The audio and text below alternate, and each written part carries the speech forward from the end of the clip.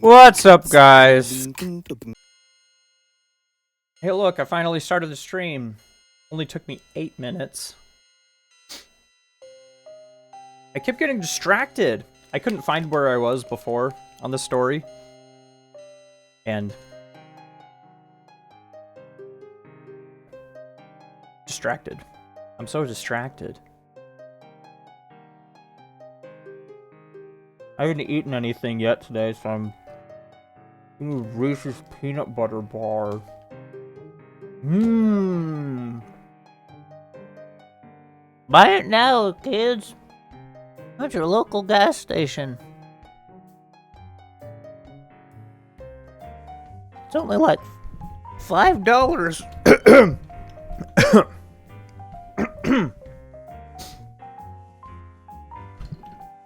Oh my gosh.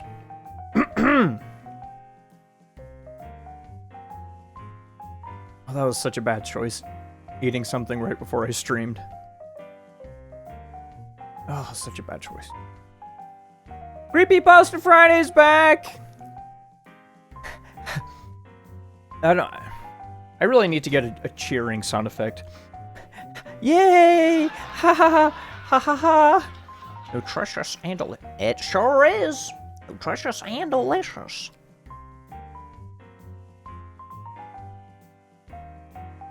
Oh, yeah.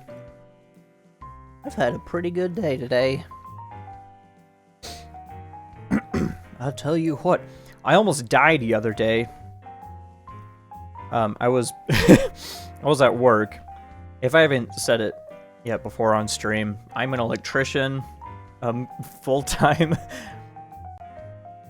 I drink Damn. Welcome, Hera Fury. Yeah, I almost died earlier this week. I think it was on Monday. I ain't got a Monday. Sheesh. I was drunk. Oh no.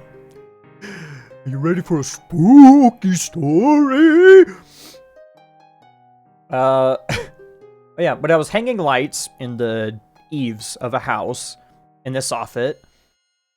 And this is a kind of situation where we have these wafer lights. They're like really thin lights. They're about the thickness of drywall, of sheetrock. So like 3/4 of an inch. And I was about to install a 4-inch one, like not in terms of thickness, but in terms of roundness, up in the eaves. And there's a hole pre-cut there. I reached my hand in to grab the wire so I could hook it up to the device before I install it. And I feel something soft touching my fingers and moving around. I panic. I whip my hand out of the hole. All this motion is happening inside the hole. And all of a sudden, a bird flies out of the hole, flies past my face, and it just flies away. It was building a nest in there. And I freaked out. Apparently, the guy that was holding my ladder that I was standing on, because it was a ladder on top of the roof, leaning up against the side of the house. Whoa. A little laggy there, Mothman. Anyway, he said he felt the ladder shift once I was freaking out. I was like, what the freak? Oh my gosh! Yeah, it was really super cool. And I was just thinking about that, like, I could have died. That would be a really dumb way to die. There's a lot of dumb ways to die. Dying by falling off a roof would just suck. Dying by... I don't know if there was anything in that nest. I was so frazzled. I didn't look inside. I didn't pull the nest out or anything. I just installed the light, and hopefully the bird didn't lay any eggs in there. So I would feel really terrible.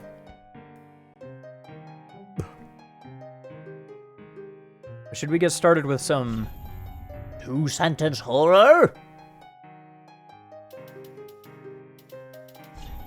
I still type in twitter.com instead of just X.com. X.com. oh my gosh. Oh yeah, there's a hot tub stream. Look, Speaky. Look, guys, look. Speaky.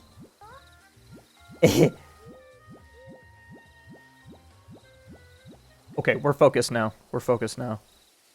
Oh, speaker one. Well. 2-sentence horror stories extended. Okay,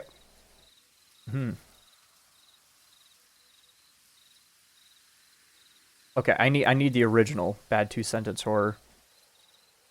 Okay, these are... I think I introduced them, I was about to say last week, but it's been like a month.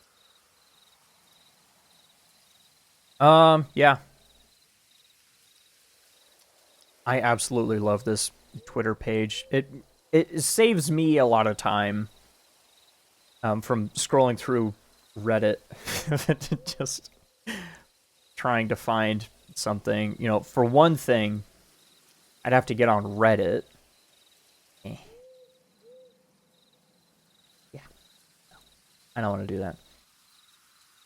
And for another thing is I'm lazy, okay? I'm lazy.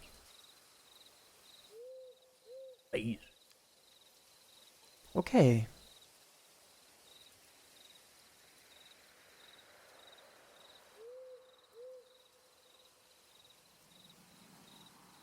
Okay.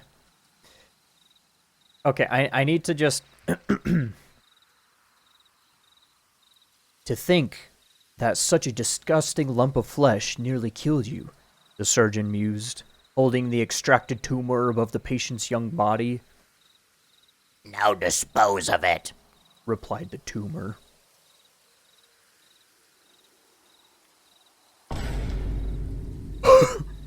Oh, I don't have my spooky music playing. Now we do. Okay. We're ready for some scary.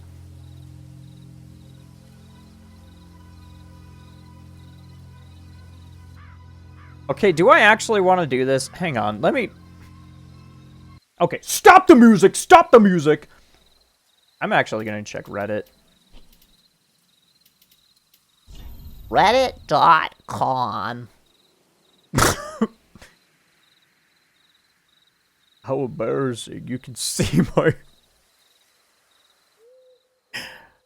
Oh, you can see my Reddit stuff. I get on Reddit a little bit. Let me... There. Okay. 2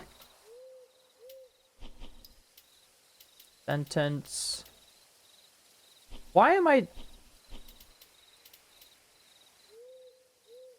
2-sentence horror. Okay, let's do...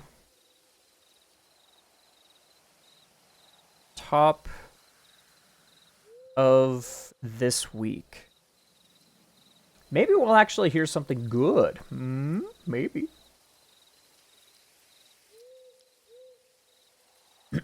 Okay. Oh. Too high up, you can't see it. Too bad. Oh, spooky music, spooky music, spooky music.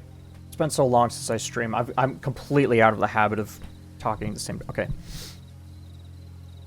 Grandma came into my room in the middle of the night and told me to follow her home, so I did. When the police found me the next day in the grass next to her grave, they were relieved I hadn't been murdered by my father like the rest of my family. Yeah, okay. Yeah, okay. That's alright. That's okay. Yeah, okay. I like that one. I like that. I think I like doing this more than the bad 2-sentence horror, because I literally read one of them in my head, and I was like, no. No. Yeah, he just, The ghost. Grandma's ghost. came to save him from... You guys get it. I'm just going to read the regular story that we're reading tonight. Part 4. We're on part 4. Pretty sure.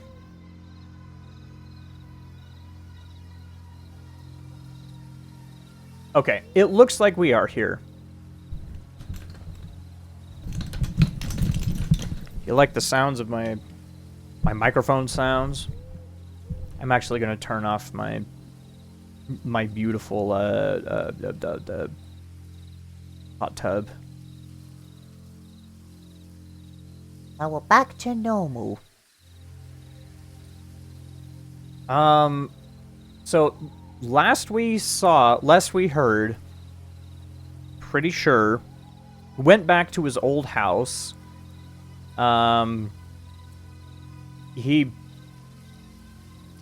He reached into, like, the hole of a tree where he remembered seeing...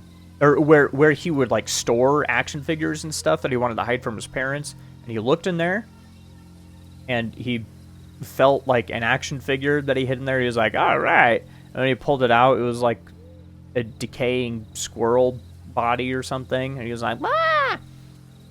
And he dropped it, and then, he drove home super fast, and there was, like, something in the back seat. And then, like, at his house, he found that action figure, but it was bit in half.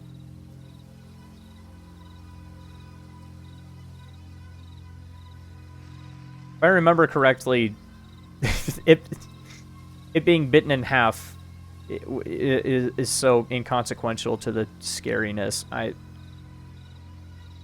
It did not need to be bitten in half. Okay. Settle in, Bridges. Okay, part 4. Something wicked this way comes. Last night was the most heart-wrenching and frightening of my life. So much so that I can barely bring myself to contemplate it. By now, I will have submitted what occurred during my visit to that cursed place I once called home. A visit which heralded the return of my childhood fears.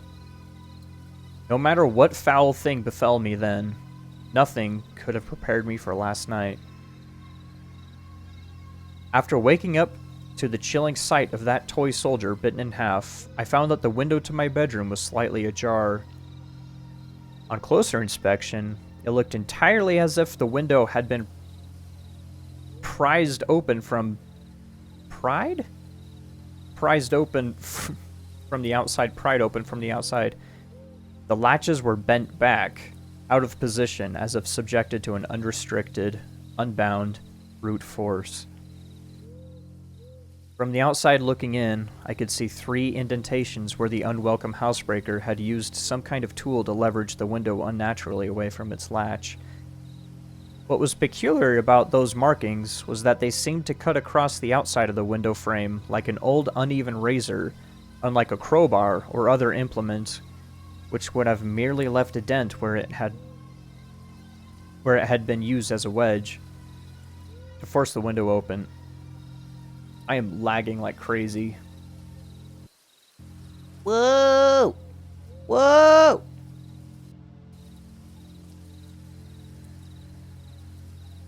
Am I done lagging? Ugh.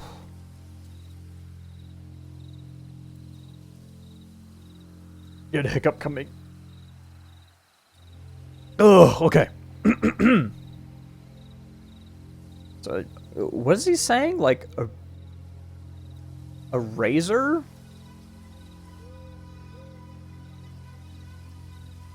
An old, uneven razor. Because if it's a nice symmetrical razor, it would be... That's not scary. Nothing had been stolen, and I attempted to rationalize the markings on the window as human-made and not claw-like as they appeared to be.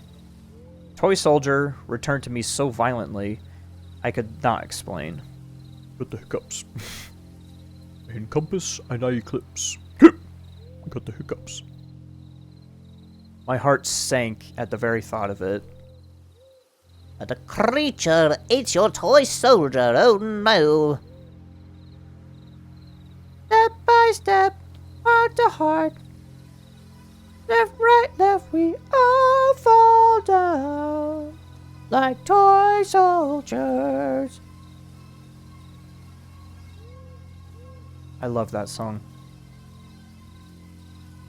I knew it was a message, but it seemed to me to be more of a twisted joke, announcing the arrival of my childhood predator, rather than something to be puzzled over or interpreted.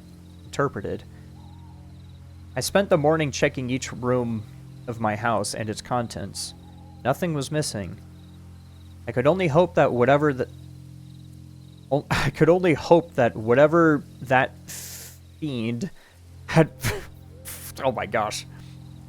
I could only hope that whatever that fiend had been in the back seat of my car the previous night, that it had only wished to frighten me one last time, and then be on its way. Advertisements. Perhaps its reach would be weakened so far from my childhood bedroom. Okay. It is all too easy for any sane person to persuade themselves that a traumatic event is something more benign, but in this instance, I could not. That broken toy was not a mere joke, but a promise. A promise that it would return, and for what I did not wish to know. He really says that a lot. He says stuff like that, where that, like, I didn't want to know. For that, I didn't have the heart to even think about. For that, am I crazy? I don't know if he is saying that a lot. Maybe the author's kind of running out of steam, because I really enjoyed parts 1 through 3. Okay. My thoughts naturally tumbled inwards and back to those terrifying nights I had as a child. I was now reintroduced to the apprehension of bedtime, the longing for the day, and the anxiety of night. Like an old and relentless enemy, my fear grew throughout the day, festering inside of me, leading to strange and ominous thoughts about the consequences of unwittingly bringing that thing home. Do not misunderstand me. My fear was not simply for my own safety. As a child, I believed that my nightly visitor was transfixed and consumed by wanting me. But I did not feel that my loved ones were in any danger. This, however, had changed. I did worry. Did not feel that my loved ones were in any danger. This, however, had changed. I did worry. This time I did feel nothing but fear for my loved ones, because you see, I do not live alone.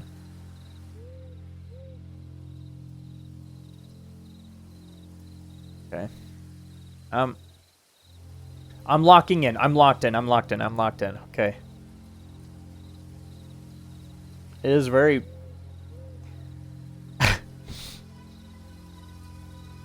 Maybe for some reason I'm just not feeling... It's not...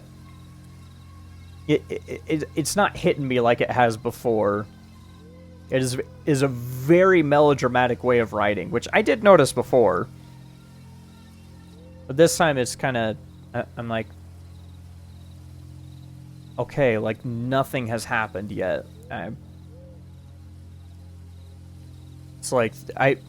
I did not think he lived alone. But him dropping this, because you see, I do not live alone. That was freaking delayed.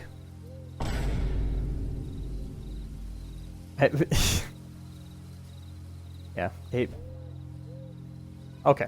He doesn't live alone, and he's afraid for his loved ones, who is his girlfriend! My girlfriend and I moved in together over 2 years ago. I have caused enough damage now that I do not wish to speak her name and will simply refer to her as Mary. Mary and I had... I don't know why I immediately thought, like... Is his name Joseph? His girlfriend's name is Mary. But those two were married. Joseph and Mary were married. And they got married when Mary was already pregnant with Jesus.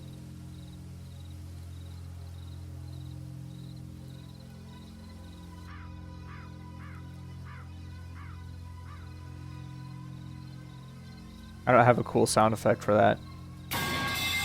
There you go. Okay. He's calling her Mary. Okay. Mary and I had a happy existence, and in fact, we were very much in love. Good for you, man. That's such a good line. Mary and I had a happy existence, and in fact, we were very much in love. What are you not telling us? We were in love. Sure, she works really late nights every single night, and she only started working these really late nights when she started being more quiet around me and was more snappy around me, and we're not intimate anymore. We're very much in love. That's the weight that and in fact, we were very much in love. And don't disagree with me. This coming Christmas morning, I was going to propose to her, but that beautiful moment has now been bitterly taken away from me by that rancid abomination. Spoilers? I knew that Mary would be home that evening. She works in events and promotion, and as a result, is often away from her home for days at a time.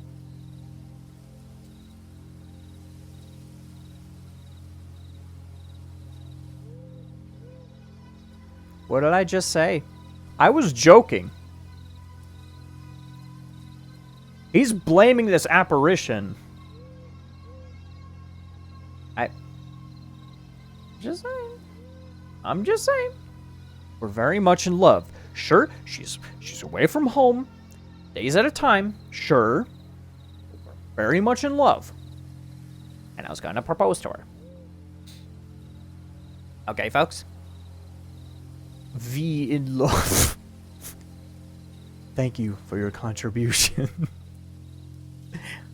Bear trap. Yeah, bear trap. Creepcast reference.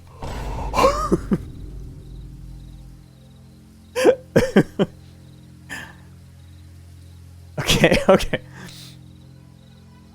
Traveling around the country, coordinating various conferences and exhibitions. I do not complain about this, and she and I both know that I am a solitary character,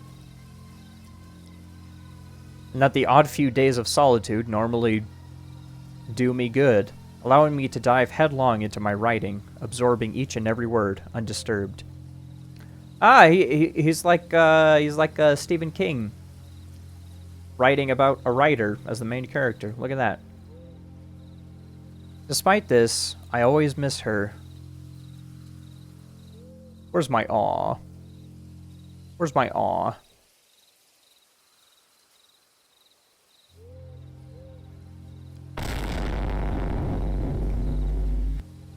My stream deck's...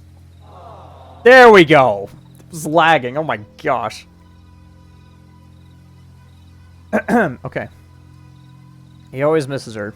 And with the events of the past week, reliving those torturous nights, and then allowing them to return, I had missed her far more acutely than I had ever previously done so.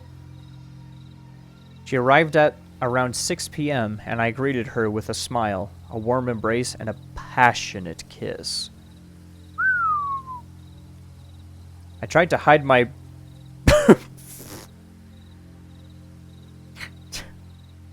tried to hide my boner. Tried to hide my perturbed state of mind from her, but Mary knows me better than anyone I have ever met, and immediately inclad. What's wrong? What's wrong? Pertinert. What's wrong? I'll give her the TikTok lady voice.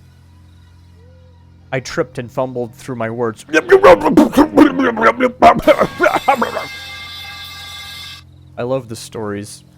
Thank you, Swole Sparky. I love the direction. As I explained to her that I had written a story about my childhood and that exploring those dark and twisted memories had left me distraught. Mary has an incredibly caring nature, and she immediately laid her suitcase and bags on the floor, sat me down on our couch, and with her soft and gentle way, asked me to talk about the whole ordeal. But I couldn't! Dude, that's a... Bruh. Man. Okay, spooky.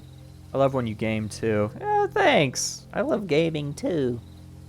I still haven't figured out what I'm gonna do tomorrow to stream. I'm gonna stream tomorrow. I wasn't gonna stream earlier this week. Oh, I'd really love to see you on the stage in a play. What an odd thing to say. Yeah. I miss acting. This is... being a VTuber, streaming like this is like my only outlet for acting and performing right now. I'd like to get really good at streaming. I'd like to get really good at this so that I don't have to text people to show up to my stream. That's too much information. I'm gonna keep that to myself. I'm cutting that out of the VOD. But I couldn't. Okay, he couldn't tell her. Okay. I couldn't mention this thing, this wretch which had now found its way to our home, an invisible and twisted invader which had been led there by my idiotic curiosity.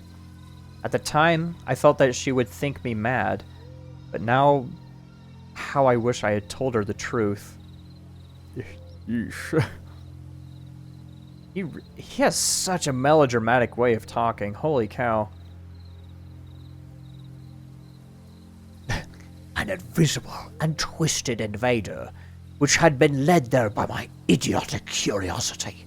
At the time, I felt that she would think me mad, but now, how I wish I had told her the truth.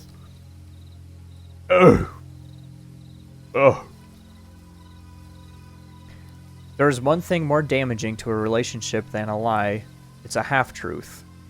Not because it is deceitful, but because it is a corruption of the truth. Perverted and abused to suit the teller's needs. I told her my half-truth. He's just a boy. He's just a boy. He's just a boy. Oh, I'm just a boy, tickling my peen. I told her about my story, that of the thing in the narrow room and the watcher at the end of my bed. That is where the truth ended and the lie began. I deliberately and deceitfully mentioned that it was, of course, just my imagination as a child, and neglected to talk of my experience of returning to the scene of those depraved crimes. Knowing that she would see the damaged window latch and claw marks, I spun my web as I told a grand tale about waking up to a burglar attempting to break into our house, having to chase them away. The burglar had teeth and claws. That's why there's claw marks on the window. How's he gonna explain that? The claw marks. Does he explain it at all, or is he just, whatever. I was quite the hero, I lied to her, and she showed me great sympathy and kindness for my deception. Wow, I am so proud of you for getting rid of that burglar. I can't believe what happened next. I was embarrassed by the truth then, and I am ashamed of my lie now. That's a good line. Embarrassed by the truth then, and ashamed of my lie now. If I had been truthful, then perhaps we could have faced this menace together. But instead, that thing took advantage of my dishonesty and put a wedge between us. Spoilers! He really doesn't even foreshadow anything. He just kind of says what's going to happen, and then explains it later. The events of last night desecrated the most important thing in the world to me.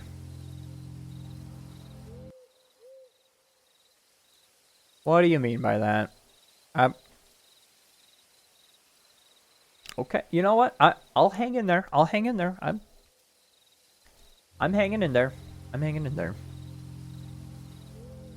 I don't want to go there. I don't want it to go there. That, like, the real horrors is assault. Oh. Like, ugh. Dang it. Hasn't happened, though. It's just... Okay. Nighttime arrived in all of its bleakness. What's bleak about nighttime? I like nighttime. I'm a night moth.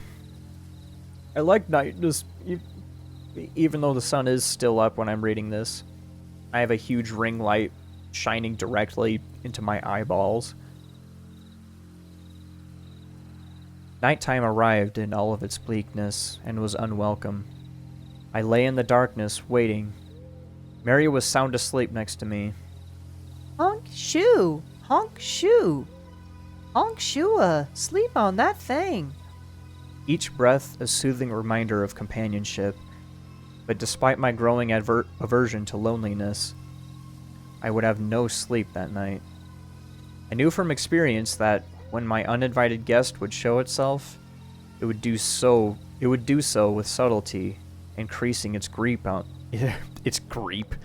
increasing its grip on me with each visitation, as if requiring time to build up its strength. A leech feeding on my fear for succor. They spelled sucker wrong, haha. I know. My nerves kept me on edge, which fought back the oncoming onslaught of sleep admirably. In the end, though, biology won, and as my bedside clock lumbered towards 4 a.m., sleep took me. The relaxing blanket of nightly oblivion. Anxiety washed away my worries, a distant memory. Anxiety washed away my worries, a distant memory, sinking deeper into the soft mattress below and finally into a long sought for rest. Long sought for should have hyphens in between them. Long sought for, right? Sleep, no matter how deep. I love the way that's written. That makes me want to go to sleep. I love when a story makes me want to go to sleep. In a good way, though. It's supposed to. Sleep, no matter how deep, is rarely all-encompassing. For as I hovered... Okay, sorry. Just every time I get the for as this thing happened, I just like... It's getting to me. He's doing it a lot. For as I hovered over the cusp of a dream, something began to bother me. Something invasive yet distant. I slowly opened my eyes and allowed them to adjust to the darkness. Mary lay soundly asleep, and I calmed myself by listening to her breathing in the night. Inhale was followed by exhale, again and again. Rhythmically, hypnotically, I began to drift towards sleep once more. But no, there it was, something else. Distinct yet undefinable. It was distant, out of the way, almost obscured or smothered as if coming from behind something. I strained my ears in an attempt to define it, but it was all too quiet. I remained in the bed for several more minutes, but with each passing second, that almost inaudible sound grated on me, like broken glass on a raw nerve. Ooh. Like when you're with your boy and he got his exposed nerve ending, you know what I'm saying? Sleep was now abandoned, and with much frustration, I decided to reluctantly investigate the source of the noise. I sat up in the bed and listened intently. It was unlike any other sound I had ever heard. Quiet, low, but as my mind adjusted to the noise, I slowly began to piece its holy cow. I slowly began to piece its nature together. It was most certainly obscured by something, but the closest thing I could relate it to was a repetitive murmur.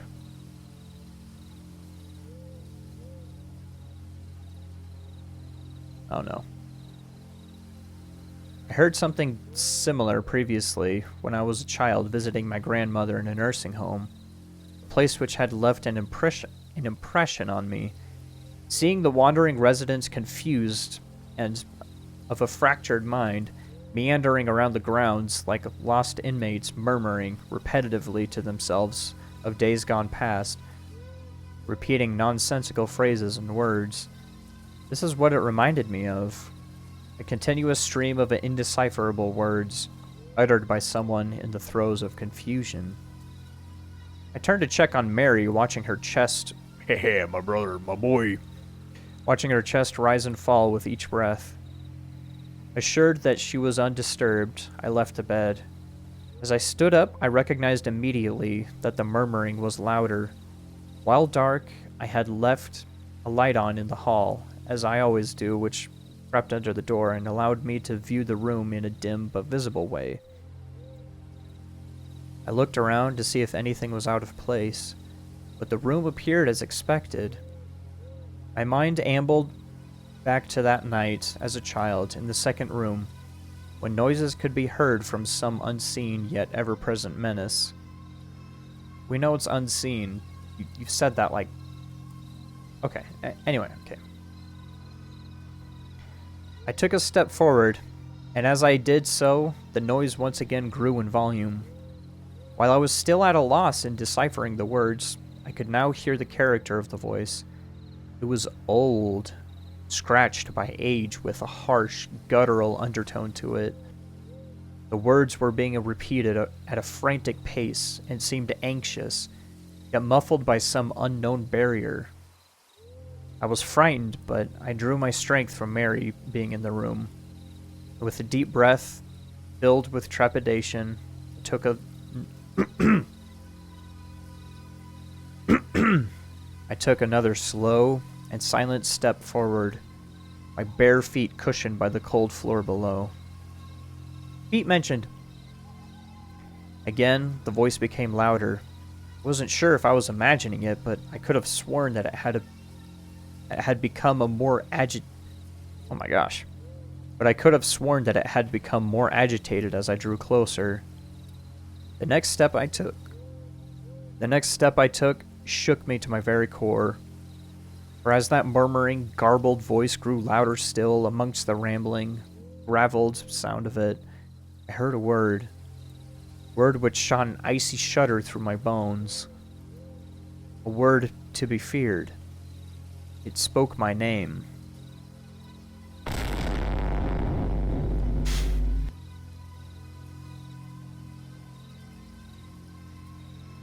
Dear gosh, it knew my name. To me, it was as if knowing... Sorry. Okay, I'm still in it. I'm still in it. Okay, I'm still in it. I'm still enjoying the story. Okay. To me, it was as if knowing who I was somehow endowed that thing with an unlimited reach, that I may never be rid of it, that it could kill me at any moment. Something suddenly caught my eye, a movement accompanied by a ruffle of cloth. I knew now where that rhythmic, agitated voice originated. I knew now why it was muffled and difficult to decipher. I could now see it, only a few feet in front of me. Standing behind the closed curtains. The moon was in its ascendancy outside, and the moon was in its ascendancy. Holy thesaurus, Batman. And while its glimmer could not entirely penetrate the thick cloth, it could barely and faintly outline the thing watching between my window and the curtains. I cannot now convey the strangeness which then overcame me. My anxiety and terror had heightened, but an unusual compulsion, an untimely sense of purpose took me over. I had to see what it was. You don't have to see what it was. You don't have to do that. You don't have to do that. I took another tentative step towards the curtains. They swayed slightly as if caught by a breeze, but I could not tell what the movement had been caused. I could not tell whether the movement had been caused by myself or the hand of that thing hiding behind a shroud of cloth. I was now close enough to hear its labored breathing, the displacement of fluid at the back of its throat palpable with each inhalation. This was it. I was going to confront this monstrosity from my past, this tormentor of children, this coward. Raising my right hand slowly, I accidentally touched the fabric of the curtain, causing a subtle ripple which parted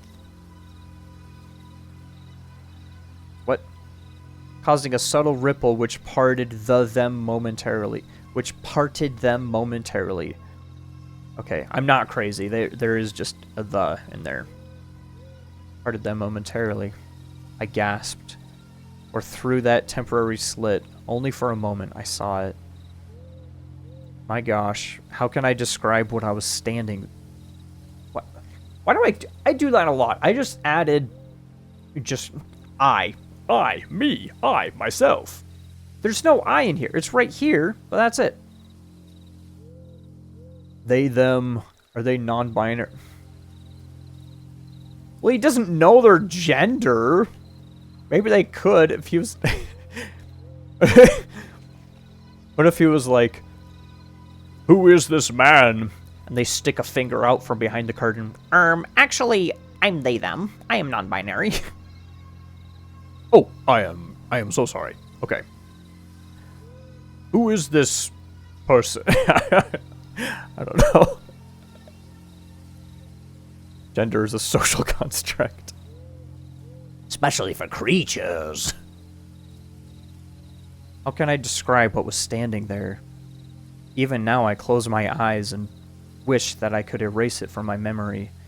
It shivered and shook as it continued to murmur, repeating some indecipherable phrase, sounding like a bizarre mixture of numerous languages. Its emaciated skin stretched over an unnatural frame of brittle and prominent bones, vertebrae, ribs, and other inner workings almost protruding through its paper-thin, pale, languidly pink and almost bruised-looking husk. As malnourished as it appeared, the stomach was distended in places, and its bony appearance did nothing to diminish the feeling that it was capable of exerting itself with brute... Oh my gosh.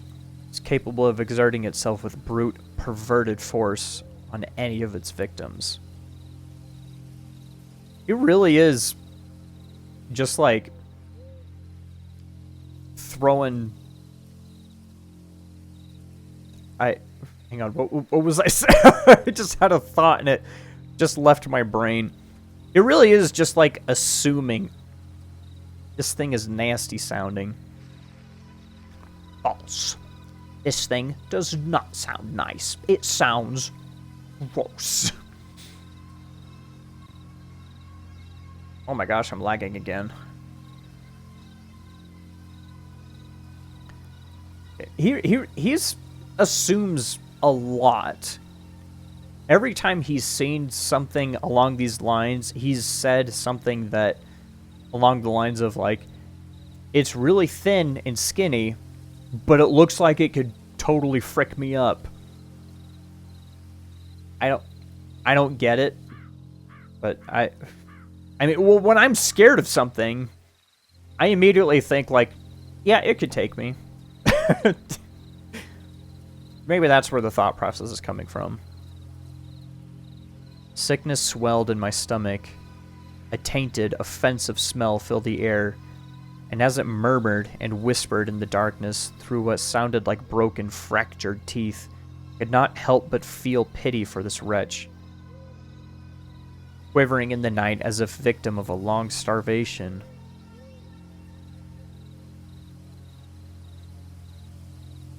Thought you said it could beat you up. It could totally take you in a 1v1. I thought you were thinking that. Now you pity it. Okay. It's Golem! I quickly came to my senses and realized that this thing was not to be pitied, but feared. Not to be understood, but exposed. It was not shivering because it was cold. It was shaking with excitement, like a drug addict anticipating their next dose. Standing there, contemplating what I had just seen between the curtains, I once again prepared myself to remove its shrouded, clothed protection, and to reveal it for what it was. Cold-hearted vandal, a prowler of the worst kind, a deviant festering in its own delectation. I like that word, delectation. As I once again raised my hand to draw the curtain, something caught my attention. Its incessantly confused, gravelly, and inarticulate whispers squeezed through that broken mouth and uttered the three most terrifying words I have ever heard. Look behind you. A cold breath slid down the back of my neck. Momentarily I froze, but love is a powerful motivator.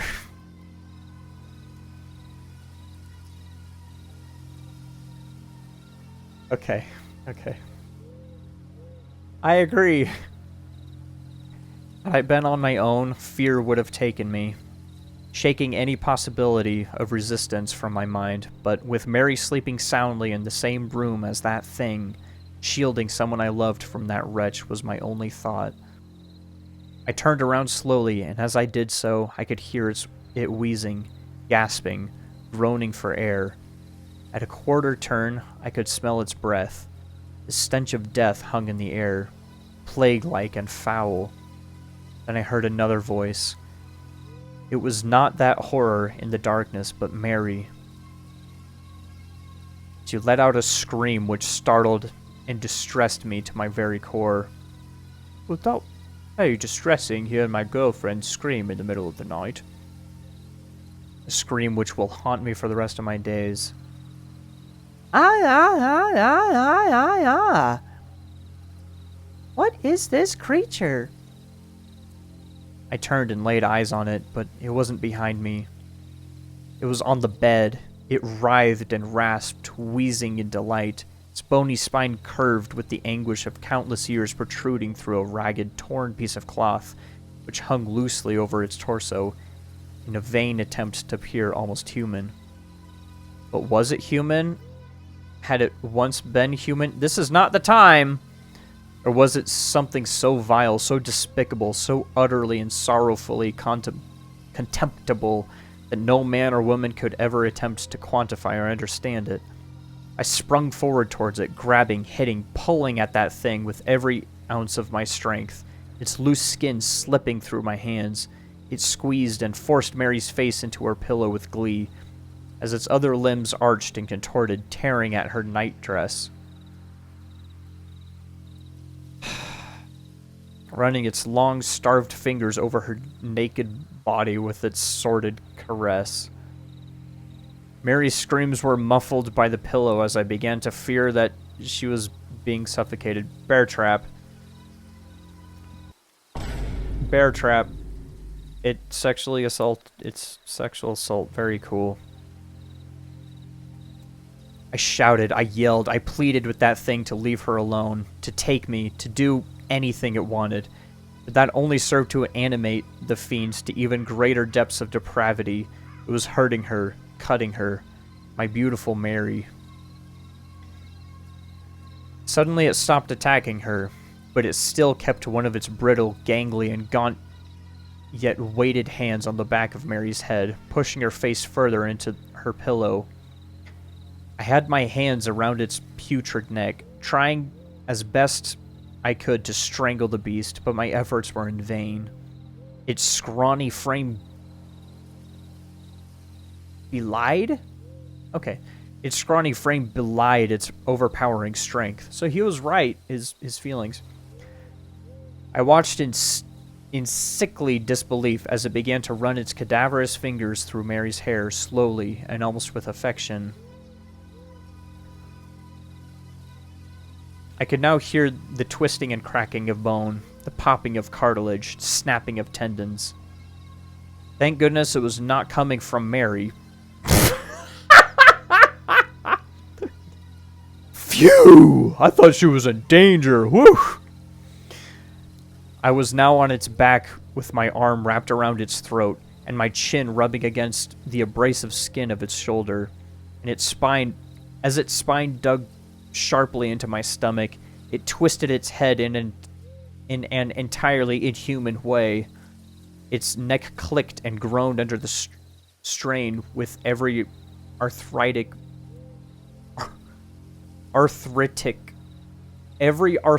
movement, as if hindered by 1,000 years of rigor mortis. It was now looking at me.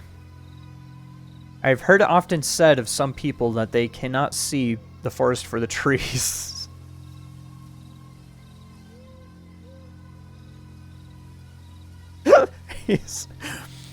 He's engaged in this big grapple for this creature, and it just twisted its head exorcist style around to look him in the face, and he's like, I've heard it often said of some people that they cannot see the forest for the trees.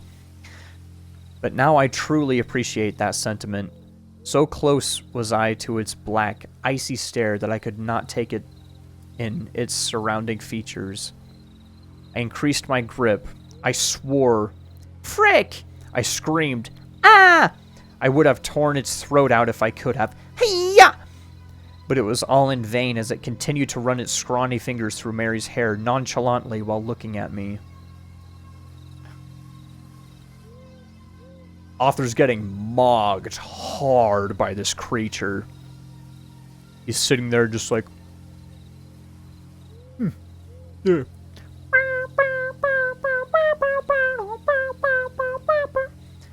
And the main character, Arthur, is just like the soy jack. He's like... I'll kill you! Okay. I don't think...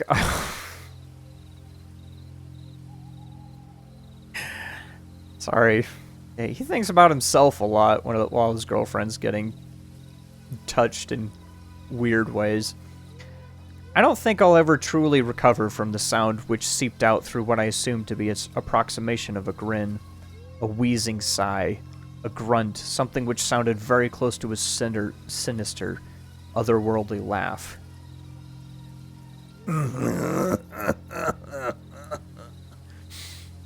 That's what I imagine. As its face touched mine, its eyes stared deep into me. Not even my reflection was returned. 2 looking glasses into a sanctuary for the dark, devoid of light, happiness, and love. It was staring as if it wished to say something, as if it was trying to communicate a simple idea to me. Malice.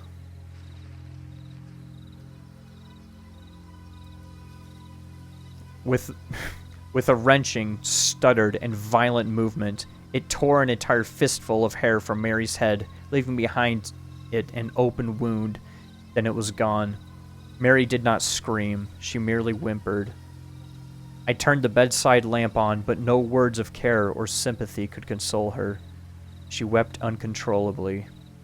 The bed was soaked in blood which had seeped out from the numerous scratches on her back and the large cut where an entire section of her hair had once been.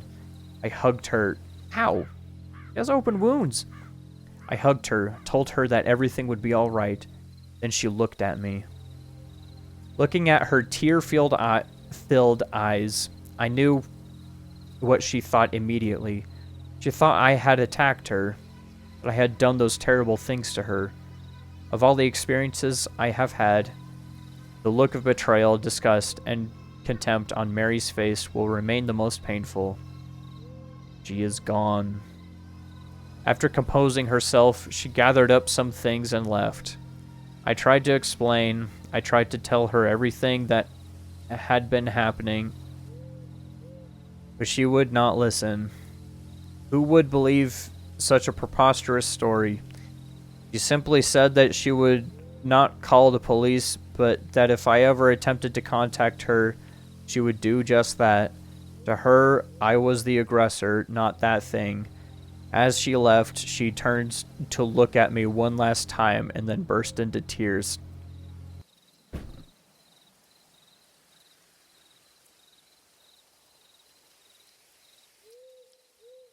What?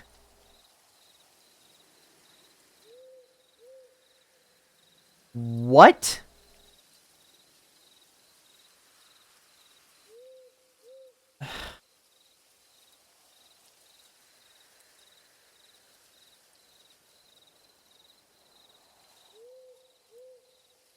Okay. Okay, I have a lot of thoughts.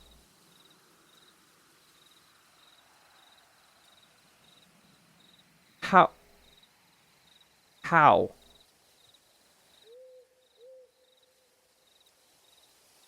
So she just assumed, out of nowhere, he climbed on top of her, shoves her face in the pillow, rips off her sleeping garments, and starts scratching her everywhere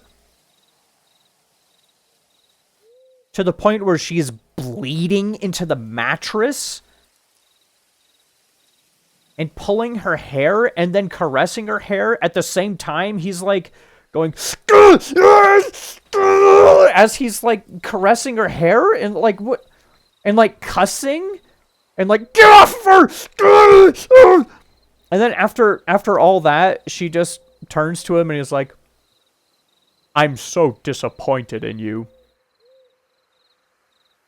And then composed herself, grabbed her things. She's not terrified of him. If she thought it was him, she's not terrified of him.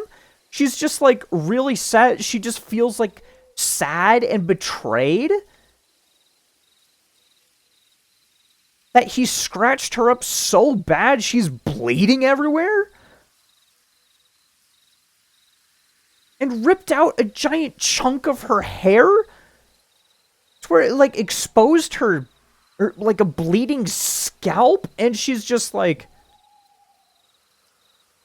"I can't believe you did this to me," and was crying. First off, Mary is not a character. She's a prop. Okay. She's a prop to make the protagonist feel bad. Okay, well, okay. Let's move on. Spooky music. Oh, gosh. I know now that I have lost her forever. The woman I love more than anything on this earth thinks I am a violently hideous human being. If only she could understand that whatever did this, that it was not human. And if it ever was, it had long since abandoned that nature. Can you imagine him explaining that to her? Like, no, it was not me. It was not human. And if it ever was, it had long since abandoned that nature. And she's like, now that I understand that, I'm not... Okay. It was 5 a.m. when Mary left me. An hour. So that whole night event started at 4 a.m. when he couldn't sleep and could hear muttering. He gets up, he looks around, he hears something. He walks over boop, boop, boop, boop, boop, boop, to where he hears the noise and he sees the outline. And he brushes the curtain or whatever. He sees what it looks like.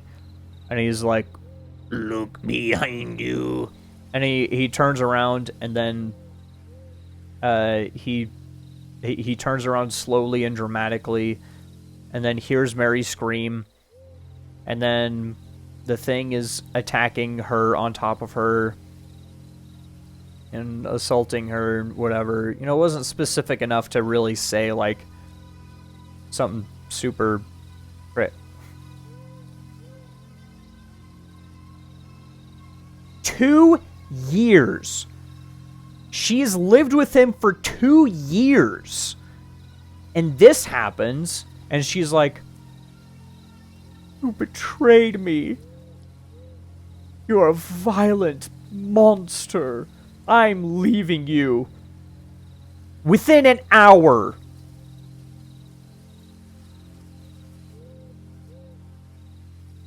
And she didn't call the police and go like, "Hey, my boyfriend is completely insane.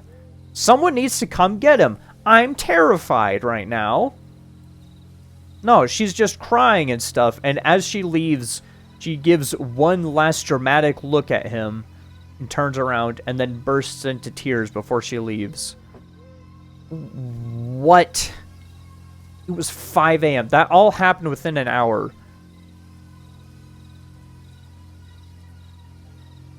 Okay. It's 9 a.m. now.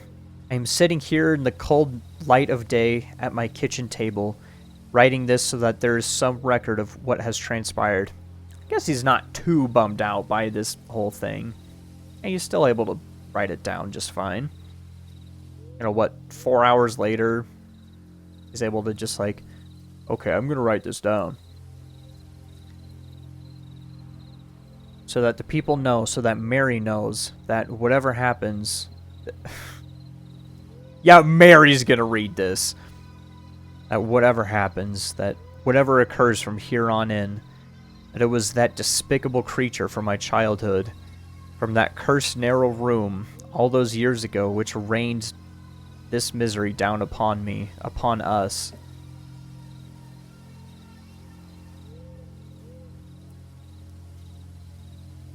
I must now dispense with the sentiment. I must now dispense with the sentiment. That is a sentence. I could easily sit here mourning the loss of my relationship with Mary, or I could allow myself to be overcome with fear to do nothing, but that simply will not do.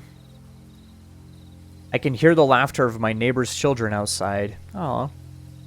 At different stages in my life, I remember that same feeling of joy and happiness from something as simple as playing with friends, or climbing a tree, or kissing the woman you love, or even drifting off to sleep at bedtime to dream of what could be, in the safety of a happy family home.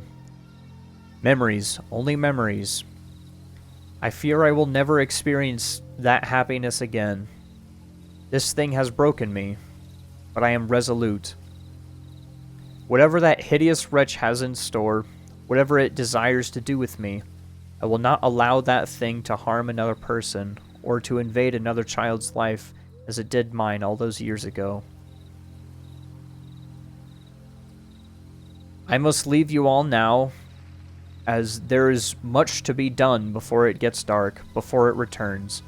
My plans are made, and with any luck, they will succeed. I wish I could say we will speak again, but I think that is unlikely. I hope you understand what must be done. Because tonight, I'm going to kill it.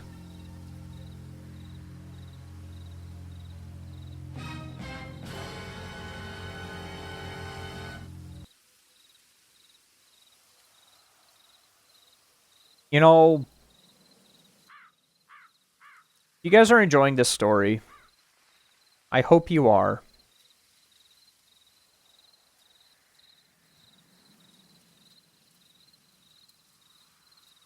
And what a bummer that last episode was. Ugh.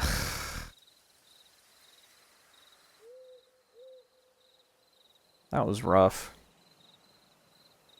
That was rough.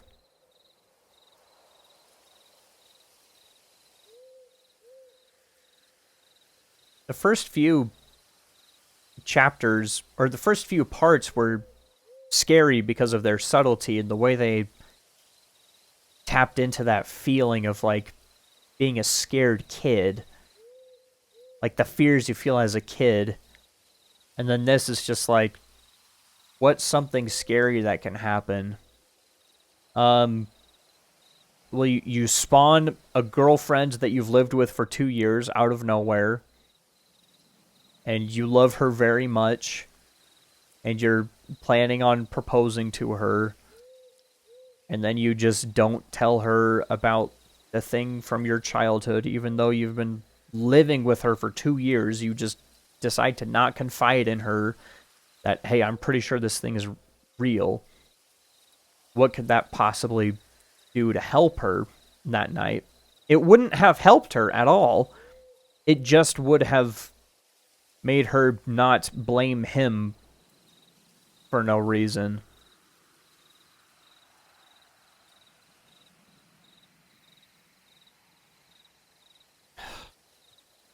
She was at least, like, confused and distressed. And it was like, what the heck happened? Golly, that sure was unpleasant. I'm bleeding everywhere. And, like, and then, like, call an ambulance or something because she's bleeding everywhere. And she's all traumatized and stuff. And then maybe, like, days later, she's like, what happened? And he's like, I can't tell you, or whatever. Or maybe he's like, this thing attacked me. And she's like, how was that possible? No, that... what happened in the first couple of parts. I must have missed that stream. It was across 2 streams, I think. It was when he was a kid and he's sleeping in that like really narrow, thin room.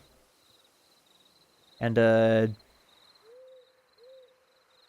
was like he could hear something like moving on the bunk below him. He was in a bunk bed and he slept on the top bunk.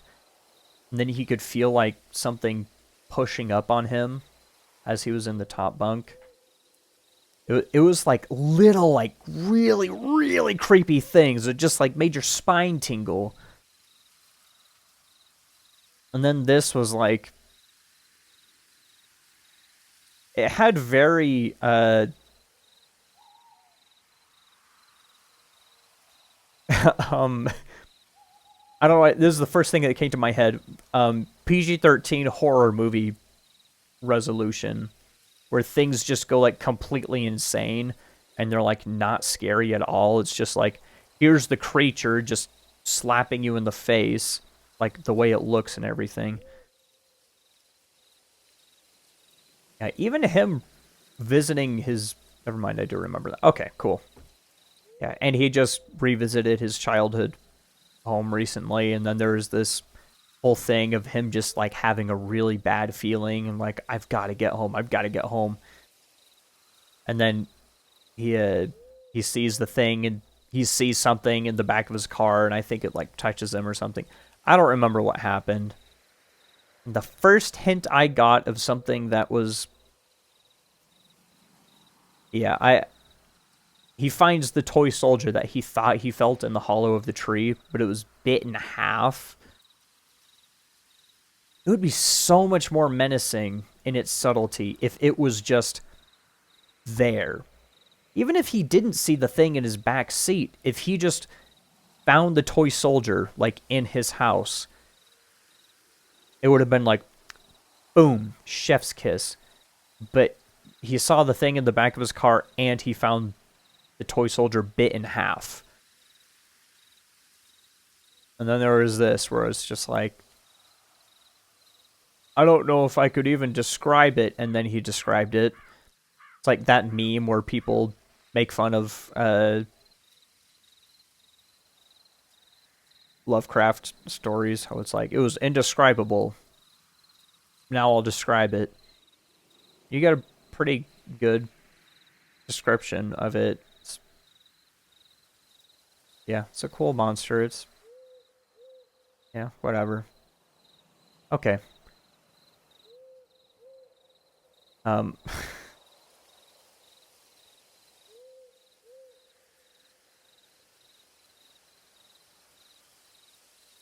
Gosh, that was stupid, man. I'm going to say it. That was stupid. He's sitting there like pitying himself over like feeling bad over like, oh my gosh, what have I done? Oh, I feel so bad. My girlfriend, who I've lived with for 2 years that I've never mentioned up until this point, was just attacked. And she immediately blamed me, and it was more like... It seemed more like she caught me cheating instead of an attempt on her life in a brutal, violent, insane way. What the frick?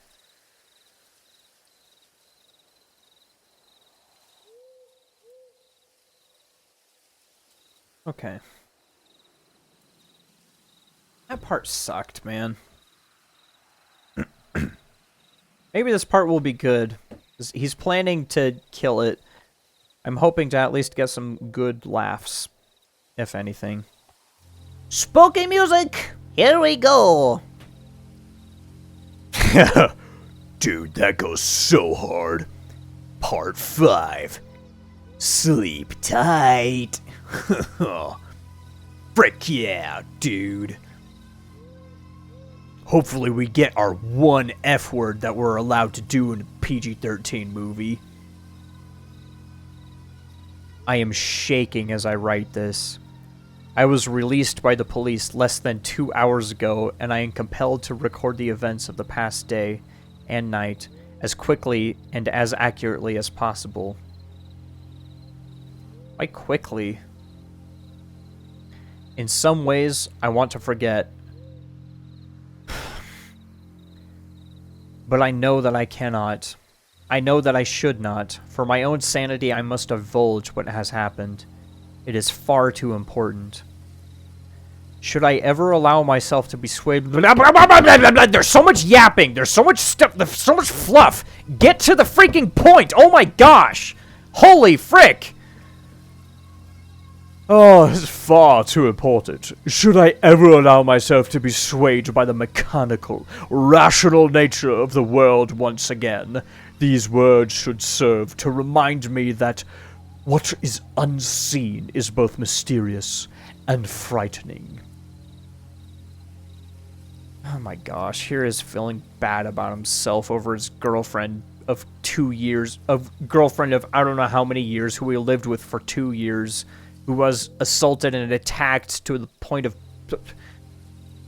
After Mary left, I knew that I had lost her forever. But rather than be consumed by depression and inaction, I was invigorated by one purpose, by one thought, by... Oh my gosh, okay. He was very much in love with her. Remember, he even said, "We are very much in love."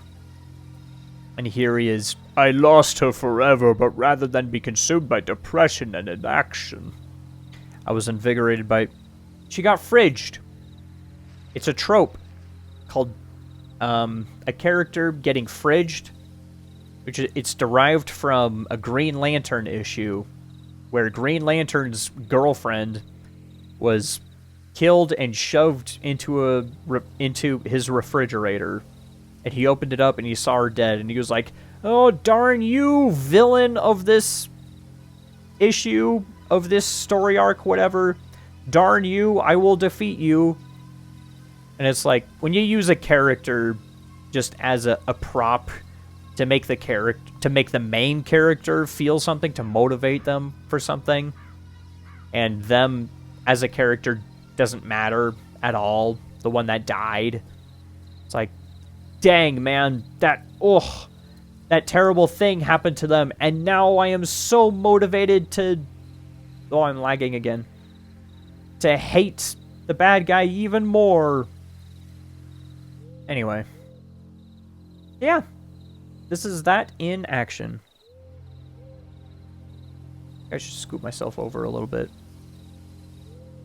Hey, look at that. I'm not covering up the text anymore.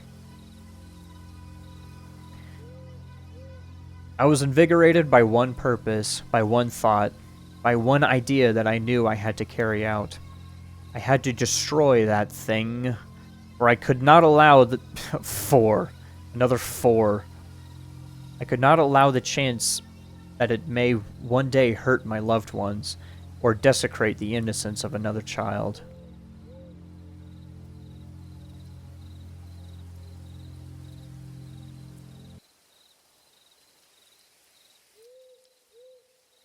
I had to destroy that thing, for I could not allow the chance that it may one day hurt my loved ones.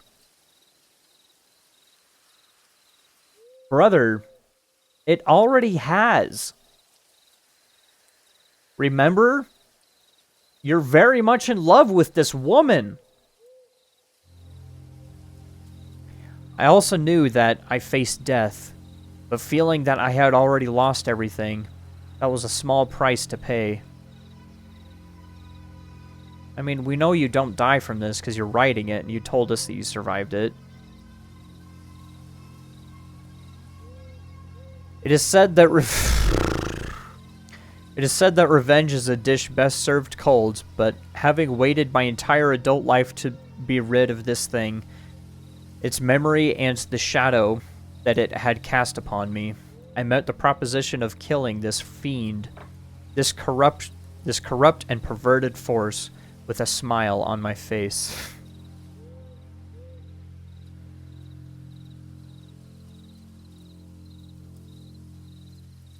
That's so cool, dude.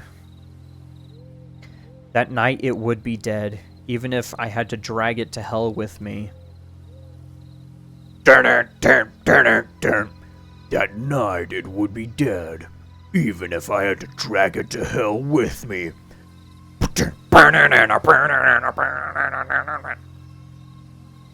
Advertisements. Busying myself for the next few hours, I packed a bag and wrote a letter to Mary and my family, explaining what had happened and that they weren't to blame. I phoned my mother and father. I phoned my mother and my father. I forget this is British sometimes. I phoned my mother and my father, then my brother, just to hear their voices one last time. But I did not let on that I thought I may never speak to them again. My mother's intuition led her to ask if everything was all right. I smiled and told her I loved her before reluctantly saying goodbye. You're on the phone. Why does it matter if you smiled? At about 7 o'clock, I made my way out of the car. The sun had already set and the street seemed eerily quiet, as if the scene of an unattended funeral. Okay. I sat in the driver's seat, leaving the door on the other side open, awaiting my most unwelcome passenger. Huh? By 9 o'clock, nothing out of the ordinary had occurred. The place remained deserted, and the cold night air flowing through the open door was beginning to bite. As I sat there, contemplation echoed through my mind. I ruminated on the nature of this cadaverous parasite. One question rose out of the sea of thoughts, towering above all else, unmoving and continuous.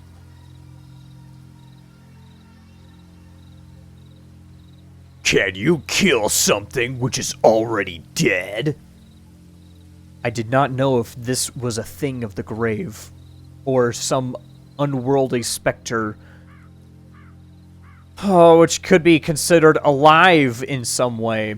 But just as I was re-evaluating my plan, there it was. It was subtle at first, but there was a small, almost indistinguishable shift in the suspension of the car. Had it been any other circumstance, I would have put this down to a gust of wind pushing and pulling at the chassis. That's a hard gust of wind to push down on the suspension. My word. Would you have assumed you're next to a tornado? But I was all too familiar with that feeling from all those years ago, as the bunk bed would shift slightly with that thing climbing into the bottom bed. I knew its foul calling card. The air grew denser, as if contaminated by some nearby corpse. It was in the car with me, unseen, yes, but there nonetheless.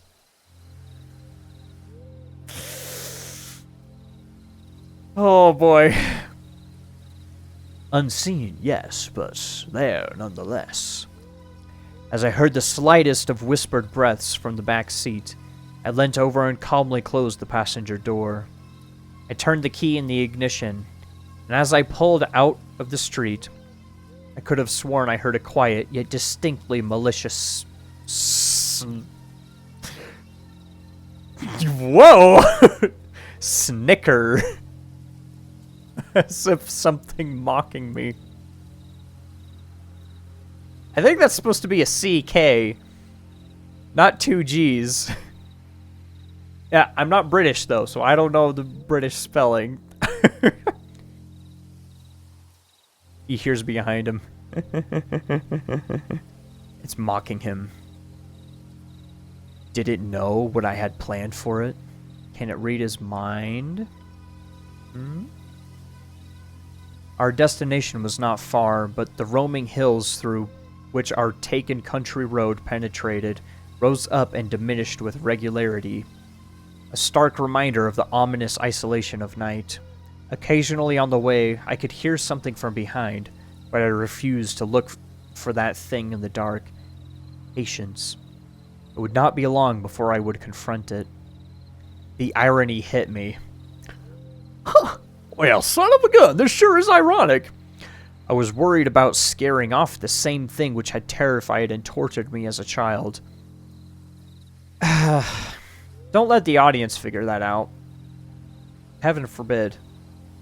I had to be resilient, and so drove carefully and calmly through the countryside, swamped by darkness and my butt. My swampy butt as I kept farting, thinking it would be dry, but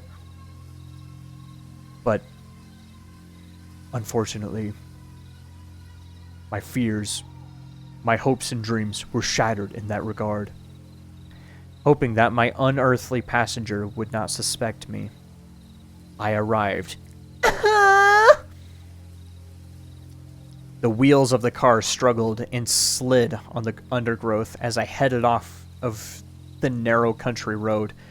The landscape had opened up, and as I looked at the broken and rotting trees around me, I felt that it was fitting to come to this bleak place in the cold night to destroy that bleakest of things. The land suddenly came to an abrupt end. A cliff etched out from an old quarry, looking deep into the black waters of the lake below. The cliff edge was relatively flat, had in fact at one time housed a road which had subsided into the lake decades earlier. Like series of unfortunate events. Wow, cool. Except it's road, not a house like in that book. Okay. The local kids would tell stories about the vengeful ghosts of those killed during the subsidence. But they were just stories. Wait! Bridge mentioned! Bridge collapse mentioned!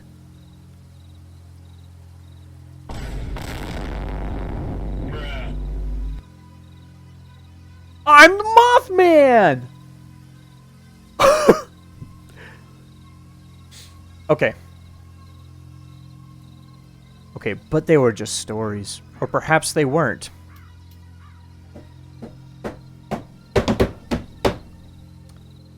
Maybe they were, maybe they weren't. Who knows? In the past, I would have disregarded such tales. But who would believe mine if I told it to them now? I believe you. Lag! Okay. I switched the engine off and parked several meters away from the cliff edge, switching off any lights and composing myself for what would come. I sat in that car for what seemed a lifetime, the only company given to me by the occasional splash of water against the cliff below. I waited. This thing was smart. Of that, there was no doubt. It had toyed with me, relishing the pain and torment it had caused as only something of a coldly frozen intellect could.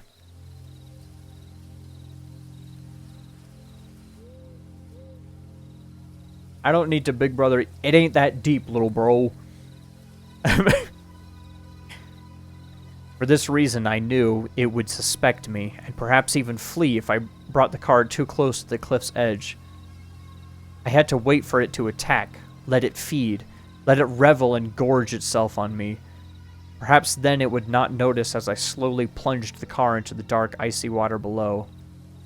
It was going to drown the big old jerk.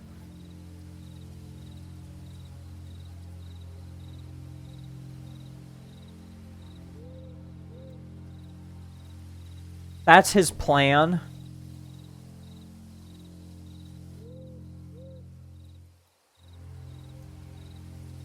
You know it could phase through the wall, right?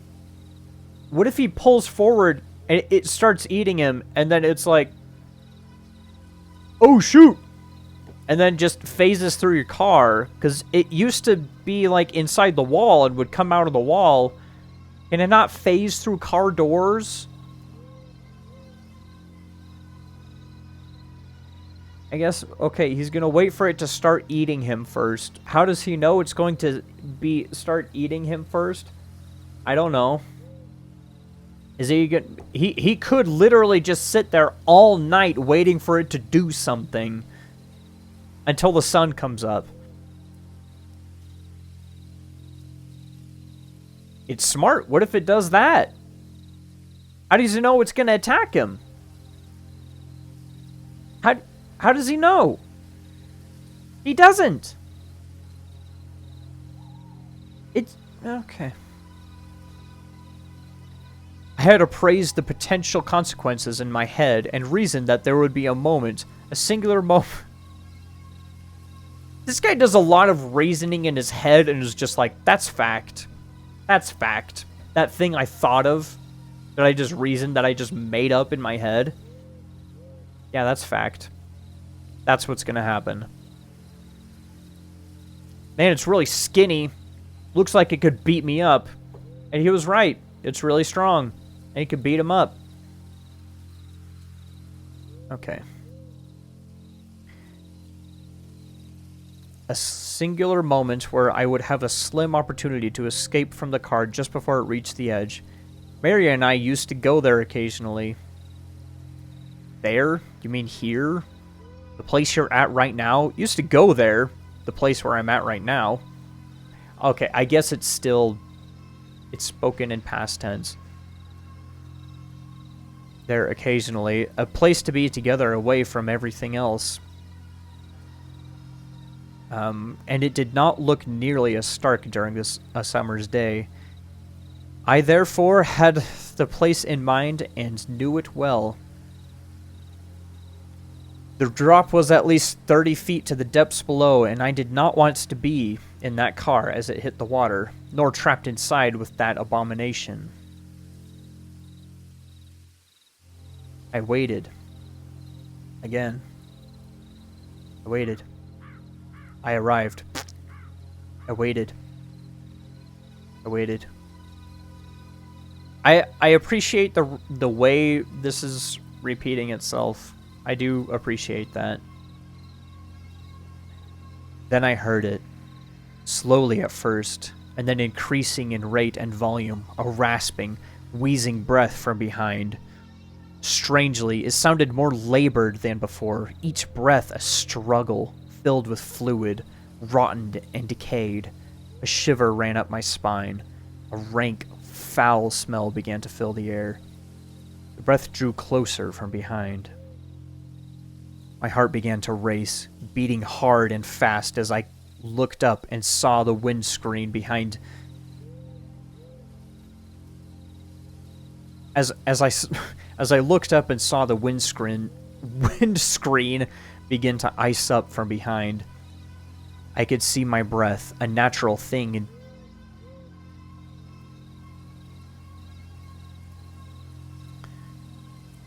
okay.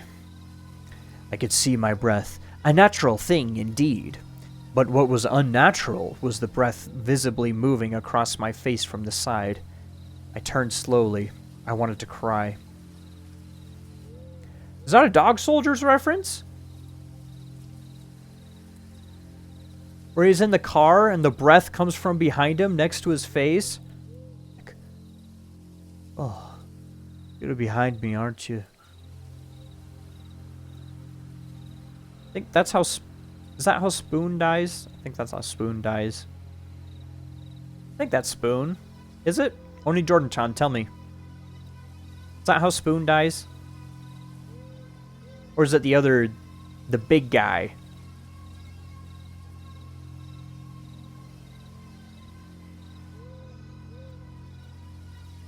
Well, we'll figure it out later. Oh, no, Spoon gets torn into chunks while he gets teamed up on. Yeah, it was not Spoon. Yeah, okay, I remember. Yeah, Spoon, I forgot, Spoon is like punching the werewolf.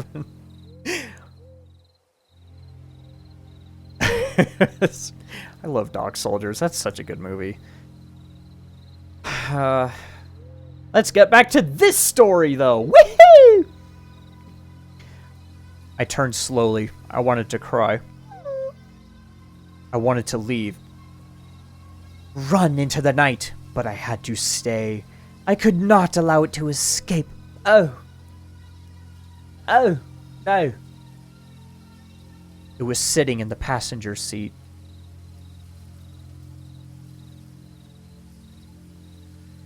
Really? I was staring at it, and it at me. And he looked at me, and I looked at him, and he looked at me, and I looked at him. He looked at me, and I looked at him. He said, I'm sorry. What did you want again? I say, ketchup! Okay. Hunched over, covered it by darkness, contorted, gaunt, hands seized as if fighting rigor mortis, it slowly moved towards me.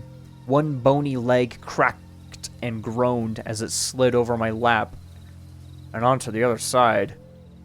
Oh, gosh, it was sitting on me! It's straddling him like... Hey, baby boy. Let's get freaky. Oh no, it's freaky! It stuck out its tongue and wagged it back and forth. Oh gosh, it's freaky! It pulled itself in close to me and threw a shard of light provided by the moon. I saw its face. Skin hung from its jagged features. Glassy eyes stared deep into me as its grin spread upon... Oh my gosh. Glassy eyes stared deep into me as its grin spread up through its face. Up through its face? Unnaturally wide as the result of its half-rotten flesh exposing the rotten muscles, broken teeth, and sinews of its rancid smile beneath. Pulling closer, it opened its mouth, revealing a wet and putrid tongue, which could be seen through part of its missing jaw. Wheezing, breathing heavily, a foul stench which stung my eyes and filled my mouth elicited a response from me as I retched, my body attempting to expel its poisonous fumes. And as I did so, it stopped for a moment, and then cackled to itself. Happy. Content. Staring into its icy cold eyes, it yet gave the impression of an afflicted... I was lagging again. Staring into its icy cold eyes, it yet gave the impression of an afflicted and increasingly weak old man. It was still incredibly strong. Yeah, but it seemed as though it had lost some of its potency. Perhaps leaving that elongated room had somehow affected it. Okay. Its long protruding fingers caressed my face, and then, as a show of intent, it stuck one of them deep into my shoulder. I screamed as it bent and twisted inside of me, the rotting fiend moving its finger to cause the maximum amount of damage and pain that it could. Maximum power! Yeah, Mech Assault 2, anybody? As it did so, its other hand slid down against my body. It touched me. Did it touch his peenar? Did it reach down into his boxers and wiggle his peenar? Did it wiggle it? Did it wiggle it back and forth? Is that what it's doing? Is that what it did? It just said it... Okay. Not the peenar diddler. It was time. With my free arm, I turned on the ignition, and through my shoulder was still pinned to the seat. I do that a lot. I do that a lot. In my own reading, too. When I read on my own, in my head, I do that. Though turns into through, and through turns into though. And I add in I, wherever I feel like. And though my shoulder was still pinned to the seat, I managed to fight through the pain, put the car into gear, and took off as fast as I could. Creature flailed and screamed. It attempted to climb over me and into the back seat, but I held on with all of my strength. The thoughts of what it did to Mary enough to fuel my rage. Yeah, Mary. We raced towards the edge of the cliff, and I eyed the driver's door frantically. As we neared our icy plunge, I screamed in anger at its festering, rancid face, and pushed it off of me. It scrambled into the back seat for dear life as I scrambled for mine by unlocking the car door.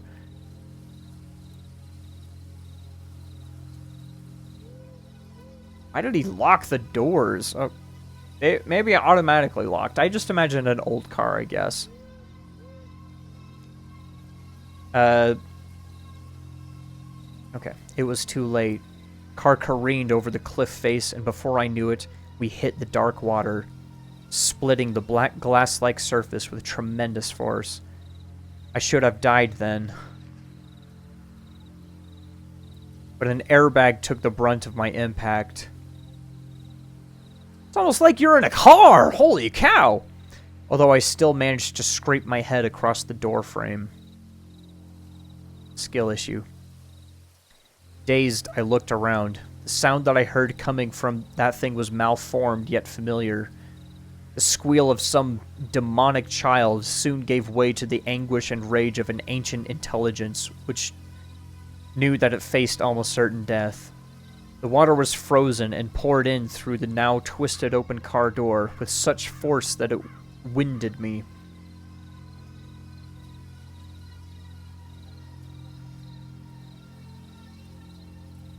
Okay, the car door is twisted open. Okay. I gasped for air as my unwilling prey now did. It writhed and twisted as it looked for an exit. Spying the open door, it pulled itself through the water towards me. Oh, they're like submerged now. Okay. I curled up my fist and smashed it into that thing's face. Pieces of rotten flesh flaked off under the impact as a dark black liquid oozed from the resulting wound. That's so cool, he punched it. Again, it attempted to get past me, and I knew that to keep it in the car long enough to drown, that I would have to die with it. I felt numb as the frozen water slipped over my chin. My heart struggled... Oh, never mind. They're not fully submerged yet. My heart struggled against the cold with a sudden surge. My heart struggled against the cold. Oh, and with a sudden surge, I was submerged and had breathed my last. I held my breath, but only to compose and ready myself for an icy, suffocating death.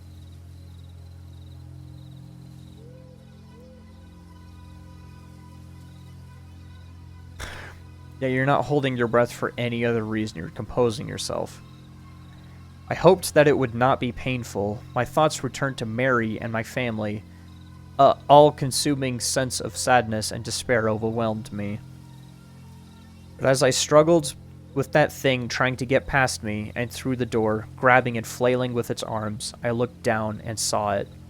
Its leg was trapped between the dashboard and floor of the car by the impact of the fall. Although it could move, it could not leave. I turned immediately for the door. I could barely see but a foot in front of me in that black water. There was enough moonlight to light my way. Just as I got to the door, the wretch grabbed hold of me and pulled me back to it. It had given up all hope of escaping, but it wanted to drown me with it. We fought for felt like an age in that cold, bitter grave as the car slowly sank deeper and deeper into the darkness. I could now feel my body pleading with me to take a breath, to exhale my last gasp of air and then inhale the frozen water. I am happy to... He's happy to say this, guys. I am happy to say that I used my wits to get out of such a horrible fate. Orientating my body, I pushed my feet against the dashboard with enough force to at last escape its slippery grasp. I do not remember much else, bar the anguished and hate-filled scream that my tormentor let out as I left it to die at the bottom of that icy lake. I found myself walking through the wilderness, cold, wet, but alive. The wound in my shoulder slowed me down, but I kept the bleeding at bay by applying pressure to it with my other hand. This is like Gandalf fighting the Balrog. Yeah, but... dumb. I smote his ruin upon the mountainside. The wound in my shoulder slowed me down, but I kept the bleeding at bay by applying pressure to it with my other hand. It took me 2 hours to walk home. I am amazed that I did not collapse from exhaustion or hypothermia. Me too! When I saw the familiar sight of the street that I live on, I was filled with a sense of accomplishment, a sense of pride and triumph. I had beaten that thing once and for all.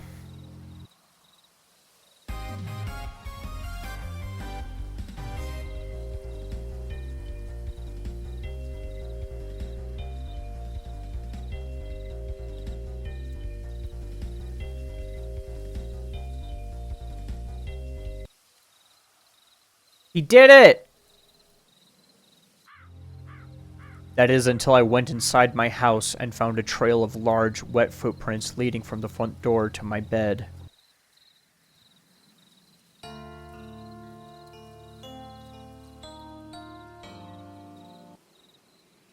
No, it's not dead! He sacrificed his car, bro! He almost sacrificed his life, bro! No, bro! Disbelief took me. Despair so sharp and so overwhelming that I am unable to convey it with mere words. It was lying in my bed, waiting, a white sheet covering its emaciated body from sight.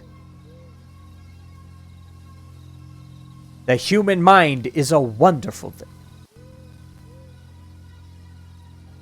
Sorry. Let me lag real quick. The human mind is a wonderful thing. Just as you believe your body has reached a level of exhaustion that it cannot recover from, that your emotions are so frayed that you feel you cannot continue. A thought springs as if miraculous from a weary mind. Let it rest for now. I quietly crept through the dark and picked up my wallet, from which I had left on a small coffee table in the center of my living room. He went driving without his wallet? Gotta have your license. Unless it's British. Like, British people don't need licenses when they drive. Dude, yeah, probably. Ha. Not like England is known for being super bureaucratic with all the licenses you need for everything. Maybe it's because he was planning on dying, he didn't bring his wallet with him. You don't need to identify bodies or anything. Not like it would be helpful to identify his body. Got it. Anyway, okay, he picked up his wallet. And he left on a small coffee table in the center of his living room. Leaving the door unlocked, I left to attend to a new plan and returned an hour later. What? With a moment's preparation, I slipped into the spare room. There I lay in that unsullied bed, waiting. I was sure that this was the end game. That instead of toying with me, it would come for the kill. How do you know that? Oh, it had escaped that watery grave. I did not know. You also do not know. Currently. Unless you found out later. But I would be damned if it would escape me again. It probably will. It doesn't sound like you have a good plan. Like, you could go up to it with, like, a big kitchen knife and start stabbing it while it's laying underneath the freaking covers. You could do that. But no, you left for an hour and then came back with a new plan and decided to lay down in a different bed and wait for it to come attack you again. That's such a good plan, man. So true, King. You are so true, King. You're so smart. I love you. Please marry me.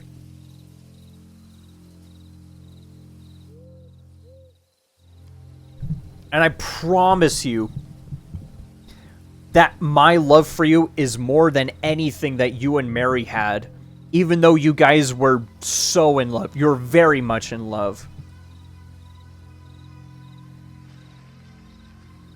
I closed my eyes, pretending to be sound asleep. Oh, it's such a good plan, man. This is such a good plan. Okay, let's see how it goes. If he just has, like, a knife or just... If he has... I'm guessing it now. If he just has a weapon and is waiting for it to attack him before he just starts, like... stabbing it while it's on top of him... Then, give me a gold star, please.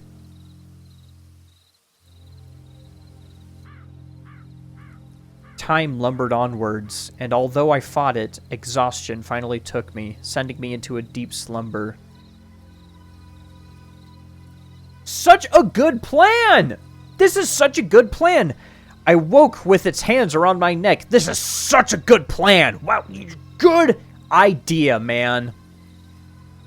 Okay, here's my plan. I'm gonna lay down, try not to sleep. Oh, I'm just so sleepy. I'm choking my man.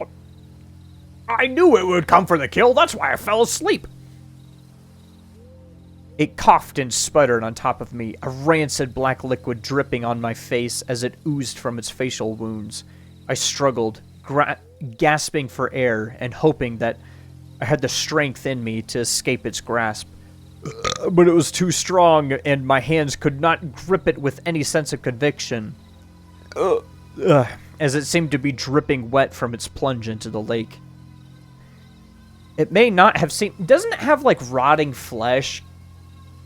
Like, you can put your finger in its cheek hole that you described and pull. Like, pull. You can... Because it's so slippery, it's like... Like, trying to grab its shoulders, I guess? Trying to push it off? Okay.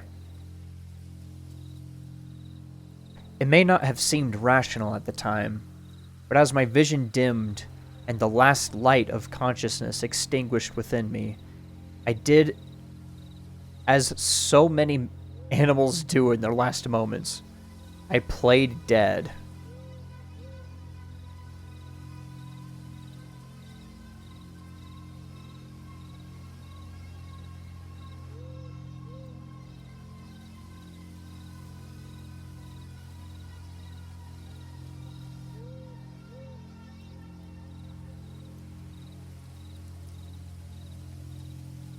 Lying motionless, holding my breath, it shook me violently by the neck and then released me. I waited for my moment, my last chance to destroy this thing. Its labored breathing relaxed slightly and seemed to stare at me almost quizzically. I waited still for a shift of weight which might have let me throw it to the ground. Leaning down close to me, its wide, crumbling sneer puckered, gathering its putrid saliva in its mouth and in what was left of its cheeks. It then showed utter contempt for the living and the dead.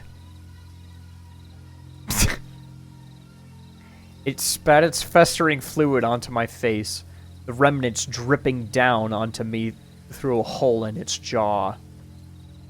I wanted to scream, to do anything to remove such a vile smear on my skin, but I dared move. I dared not move. But I dared move. The time was not right. Leaning in closer, it prodded and scratched at the wound in my shoulder, the pain shearing through my body.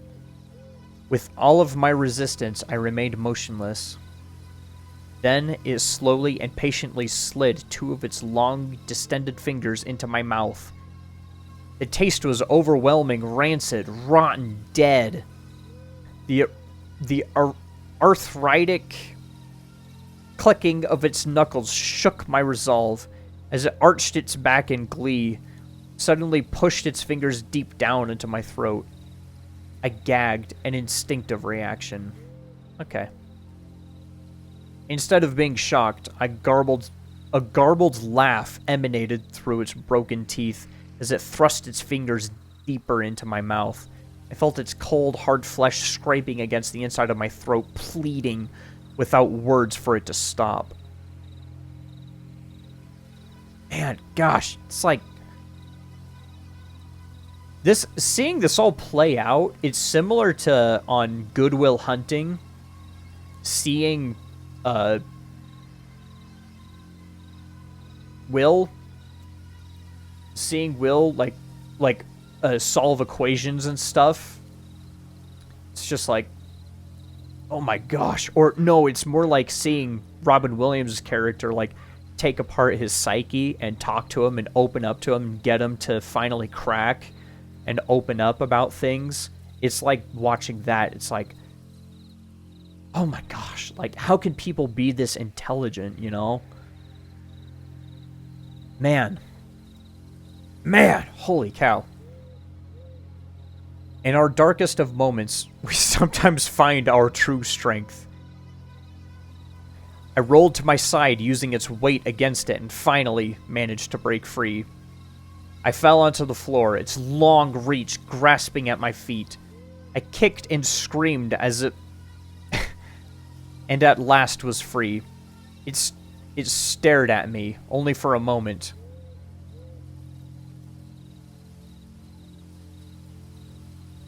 Is it offended that you betrayed it? Rising up on top of the bed, its brittle bones cracking under its own force, it now towered tall and gaunt, ready to pounce. Since I was a child, I had been a victim. Since I was a child, I had been a victim. It had terrorized me, taken my innocence, attacked Mary, and broken my life. I would not stand for it anymore. Sometimes the most dangerous prey is the one who can outthink you. Yeah. Yes. The one that lulls you into a false sense of dominance or superiority. The one who has conquered any fear of you with a sense of anger and betrayal. You've been terrorizing me since childhood, and you betray me now? I am so angry at your betrayal. It had fallen into my trap.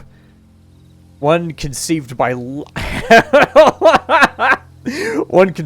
logic, reason, and an understanding of the world through the eyes of a scientific mind. Fire cleanses all.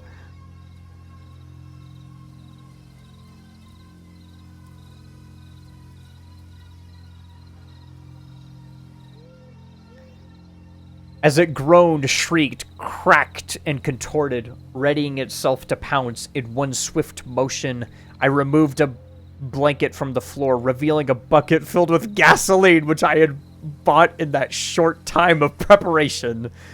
I threw it as hard as I could, the liquid splashing all over that horror and the bed. It grinned at me, mocking my very existence, making the light of my pain and the agony it had caused. From my pocket, I pulled out a lighter, lit it, and threw it onto the wretched thing. You know, he could have done this while it was, like, in the bed, resting. But no, he had to leave for an hour to get gasoline. It took him an hour to get a bucket of gasoline.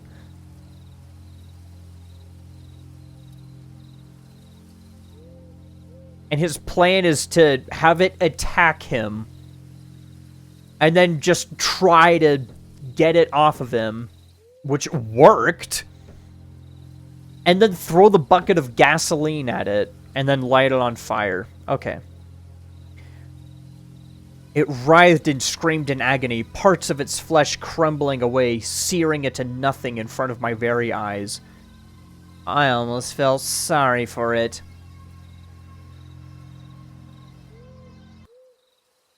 Let it burn. Do I have a cool sound effect? Let it burn. The fire got out of hand. Thankfully, a neighbor heard the screams and saw the smoke, calling the fire brigade. I remember nothing of how I escaped. You went outside. Why didn't you call the fire brigade?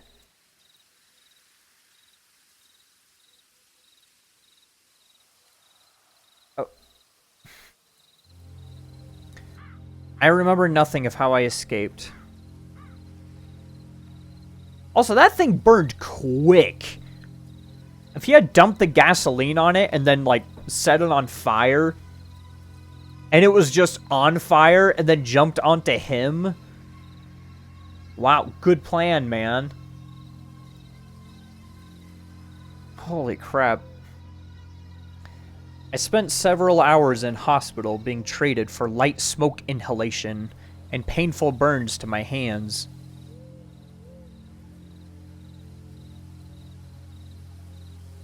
How did his hands get burned? Superficial wounds. It still hurts as I type, but as with many superficial wounds, they will heal. How did he burn his hands superficially? To the point where your hands are just fine. They're gonna heal. What happened? Did you, like, push it or something? How did your hands catch on fire? That thing burnt to a crisp. Like, what? How did that happen? I'm trying to visually see in my head. He threw the bucket of... Okay, whatever, you know. Perhaps there will be a few scars, but I can live with that.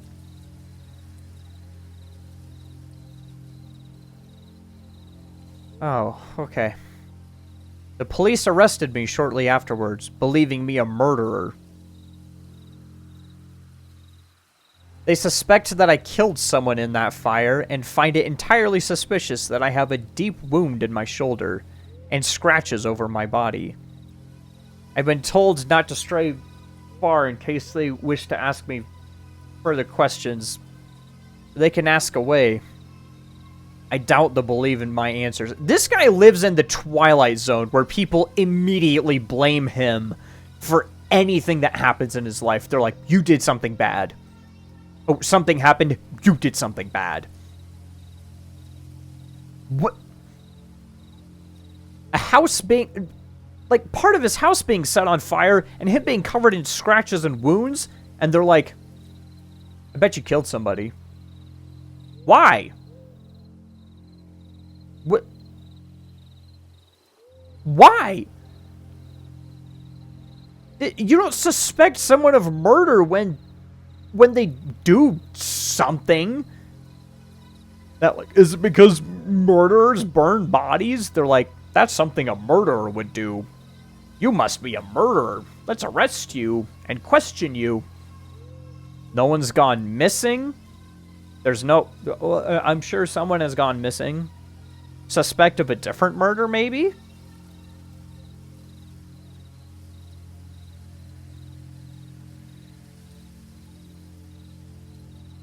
Okay. But they can ask away. I doubt they'll believe my answers.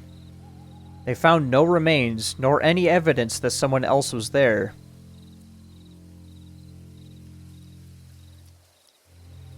Bar a strange outline of a figure etched deep into the bed and wall.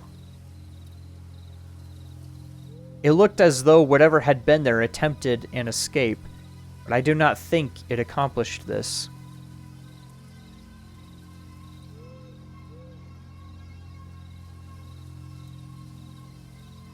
A weight has now been lifted from my shoulders, one which I now realize was always there, since I was a child, in fact. I believe that thing had an effect on me even from a distance. And now that it is gone, I feel whole again. I'm so happy for our boy! Everyone, cheer! Let's get some... Our boy, he did it! He did it! Uh-oh. I am devastated that I've lost Mary, and my house can be written off, as I'll probably be charged with arson after they realize I started the fire. Which means I can kiss goodbye to any insurance claim.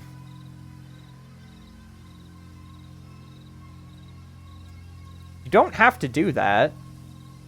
It's your house.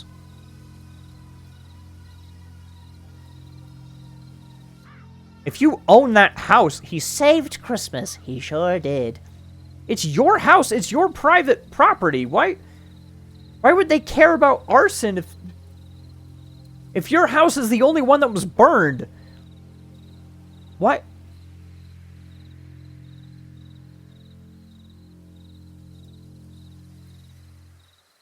How? Okay, you know, okay, whatever. He's also just correct about all of his assumptions, except the one where drowning the thing would kill it. It beat him home. It didn't attack him while he was walking home. I guess it needed to rest.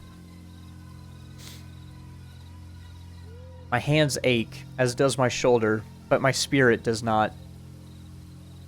Wow. Cool. I'm writing this from a hotel room. It's small and unassuming, but it will suit my purpose. It's a hotel room. Tonight I intend to sleep and dream, as I did as a child, before that wretch invaded my life. I believe that there's a lot left. Holy cow. I believe that it was my rationality which saved me. I believe that it was my rationality which saved me. My logical thought which allowed me to destroy such an evil. But I will never escape the conclusion that there is much more to life beyond the veil, out there in the darkness. It is a world I have seen, and I do not care to revisit. But tonight I will rest, and tomorrow I will build my life again with the confidence that my unwelcome guest is gone forever. I can feel it. I know it. It will take time for me to adjust, and perhaps my mind will play a trick or two along the way. It is... I need to find some appropriate music to play.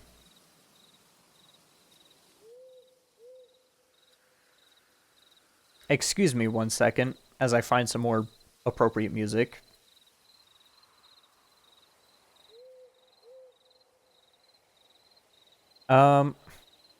Let's see.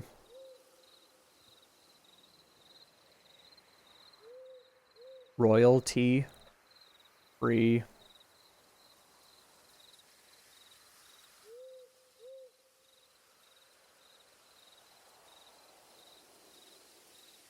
Let's see.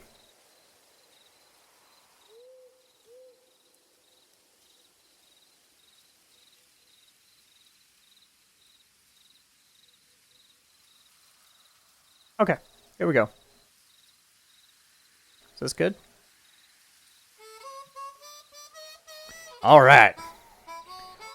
It will take time for me to adjust, and perhaps my mind will play a trick or two along the way.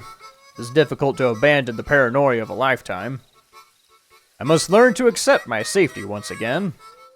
I refuse to be looking over my shoulder for the rest of my days, but I will always be cautious.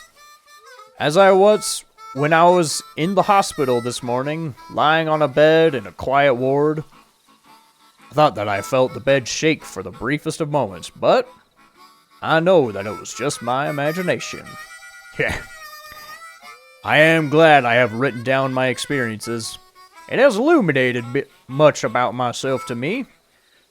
And most importantly, should anyone ever, God forbid, find themselves in a similar situation, and well, maybe you will know what to do. Now, it is bedtime, and I must rest, for I have never known a weariness such as this. Good night, and sleep tight.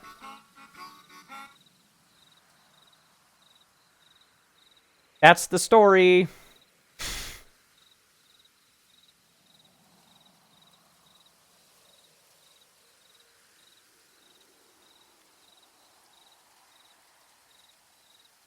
Dang, man.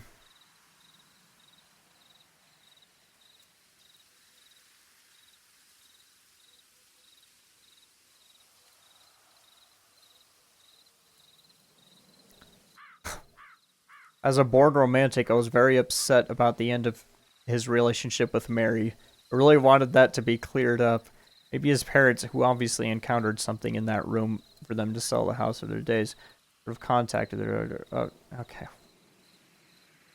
Sheesh. Very good. Dang, man. I really, really hope this author is still writing stuff. When was this written? How old is this? This is an older one. Freaking long story. 2012. Oh my gosh. Okay. Is it Michael Whitehouse that wrote this? Down here.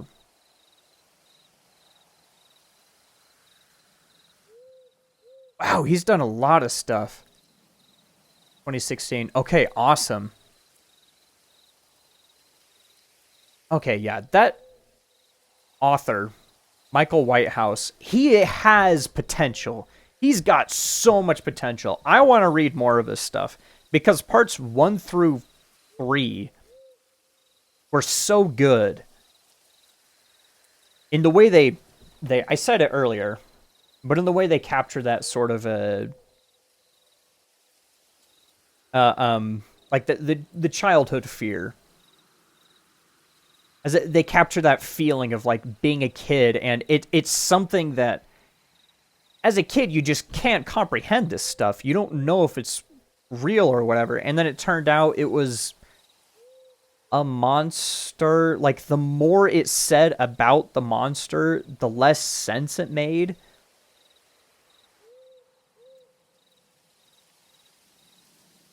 Okay, well, this harmonica blues song, by the way,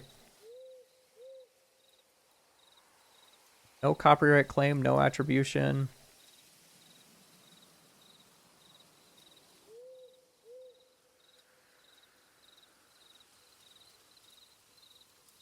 Liborio Conti. Liborio Conti. This is a great little tune. I like this.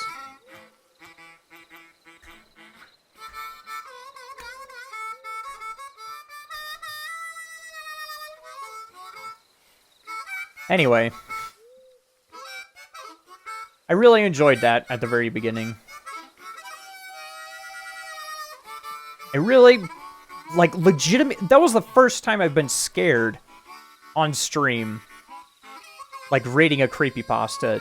Granted, it's because most of the time I've been reading not good ones. I like what you did with the music at the end.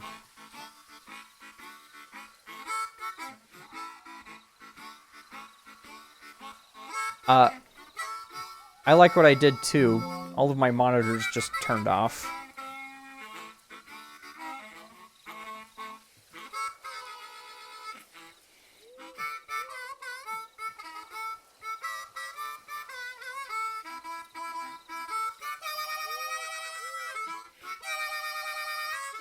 I like this tune. It's nice.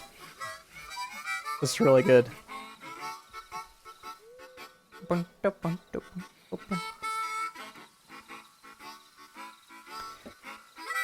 Man. A very overly flowery way of writing, too. Very melodramatic. Very melodramatic. It's a little loud, the music. Yeah, that's better. Yeah. Yeah. It could have been better, man. It could have been better. The way I would have done it differently, I don't know exactly how I would have done the prose and everything differently. But the way I would have liked to see the story go is, I think it should be something... I think it should have had a horror ending. Like a proper horror ending. Where he's still an adult and he's recalling things from his past. Maybe this is an unfair thing, but from No Sleep, the pen pal, that's one of my favorite online horror stories ever. That one, horrifying ending that also results in main character. It has a perfect ending. That is the most perfect ending to any online horror story that's like already has the predisposition of this is being told in past tense, so you know the main character is still alive. And with this one, it's like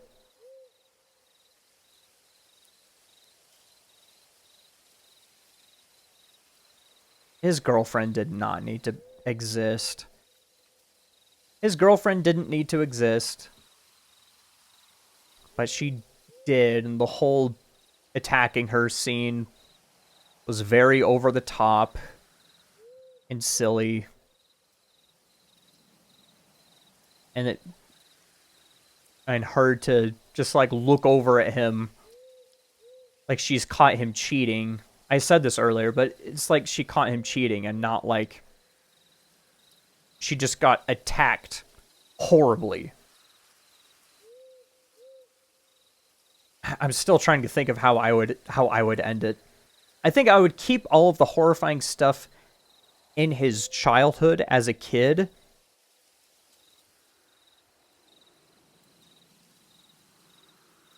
I think I would keep it all in the past, like as childhood stories, and then maybe him ending it with just talking about, I don't know, like yeah, I decided I'd write this all down so you could all know. By the way, it never stopped. It's still been with me, harassing me even now. And I'm gonna freaking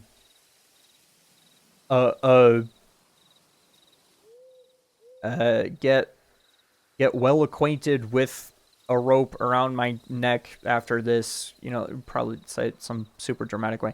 I don't know. Maybe, it's just an idea. I like the horrifying endings of like it never goes away, it never stops, it never ends. And in a way, it kind of did that, or it's like it implies maybe it's still alive, maybe it's still harassing him. Just before it ends, the judge knocks on his door. Judge Holden, it's like,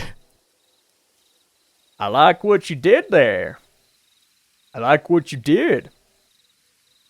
I'm putting together a team. would be so cool.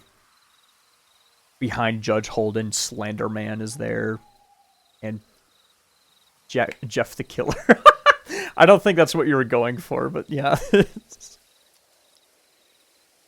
I hear someone at the door knocking, and I think I can see them. And it's a pale, hairless guy with a big smile. And I don't trust him, but I think I will open the door. He's a cowboy, too.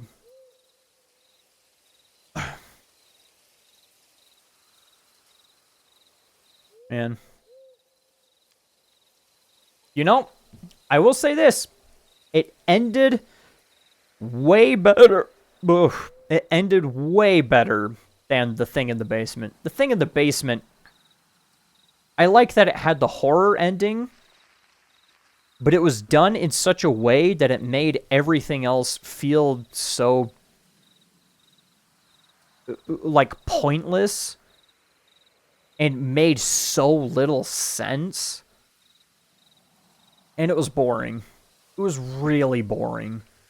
It was boring and constantly, like, slapping you over the face with the stupidest thing you've ever heard in your life. Okay, not that bad, but I really, oh man, that was rough. The end. But this one, it went for the climactic PG-13 horror movie, like 2000s horror movie. I think about like Lights Out. I thought that had a pretty stupid ending. The Boogeyman, pretty stupid ending. I liked it when I was a kid because I was like, yay, they beat the boogeyman. But man, so much... Man. I'm sure he learned a lot. He's written so many stories. I'm really curious to see what else this guy has done. Michael Whitehouse.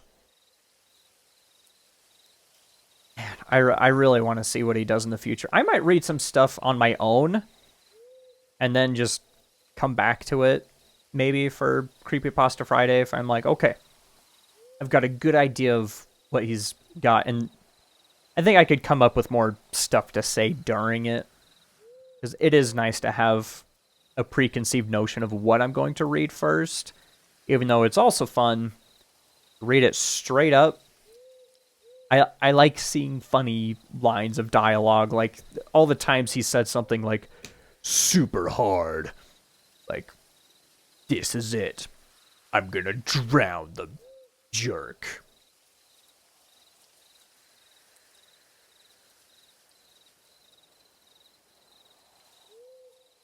Really made things difficult for myself by deciding to not say any swear words on stream. I'm gonna stick with that.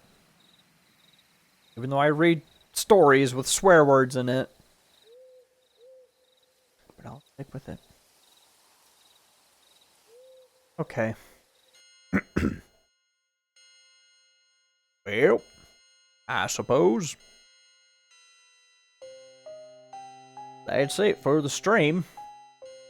Okay, I'm gonna be streaming tomorrow. I'm gonna figure out what to stream.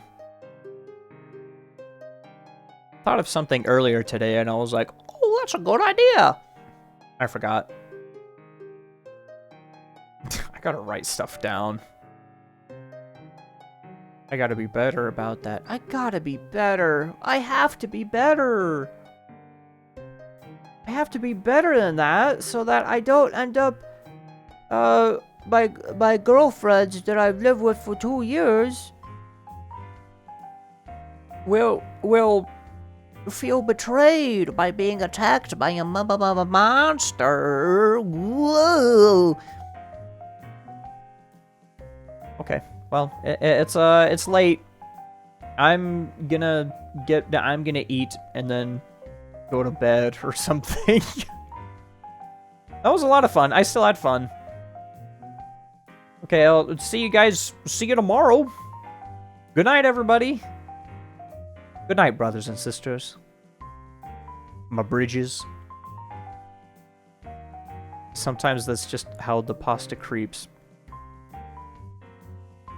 It do be how the pasta creeps.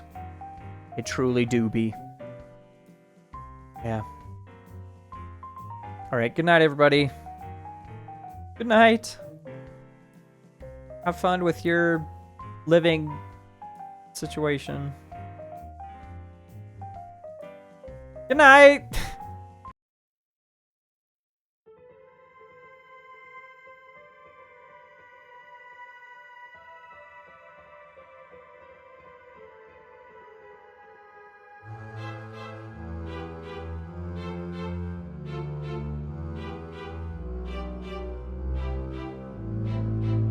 Gotta find a different way to loop this song at the end. It loops horribly.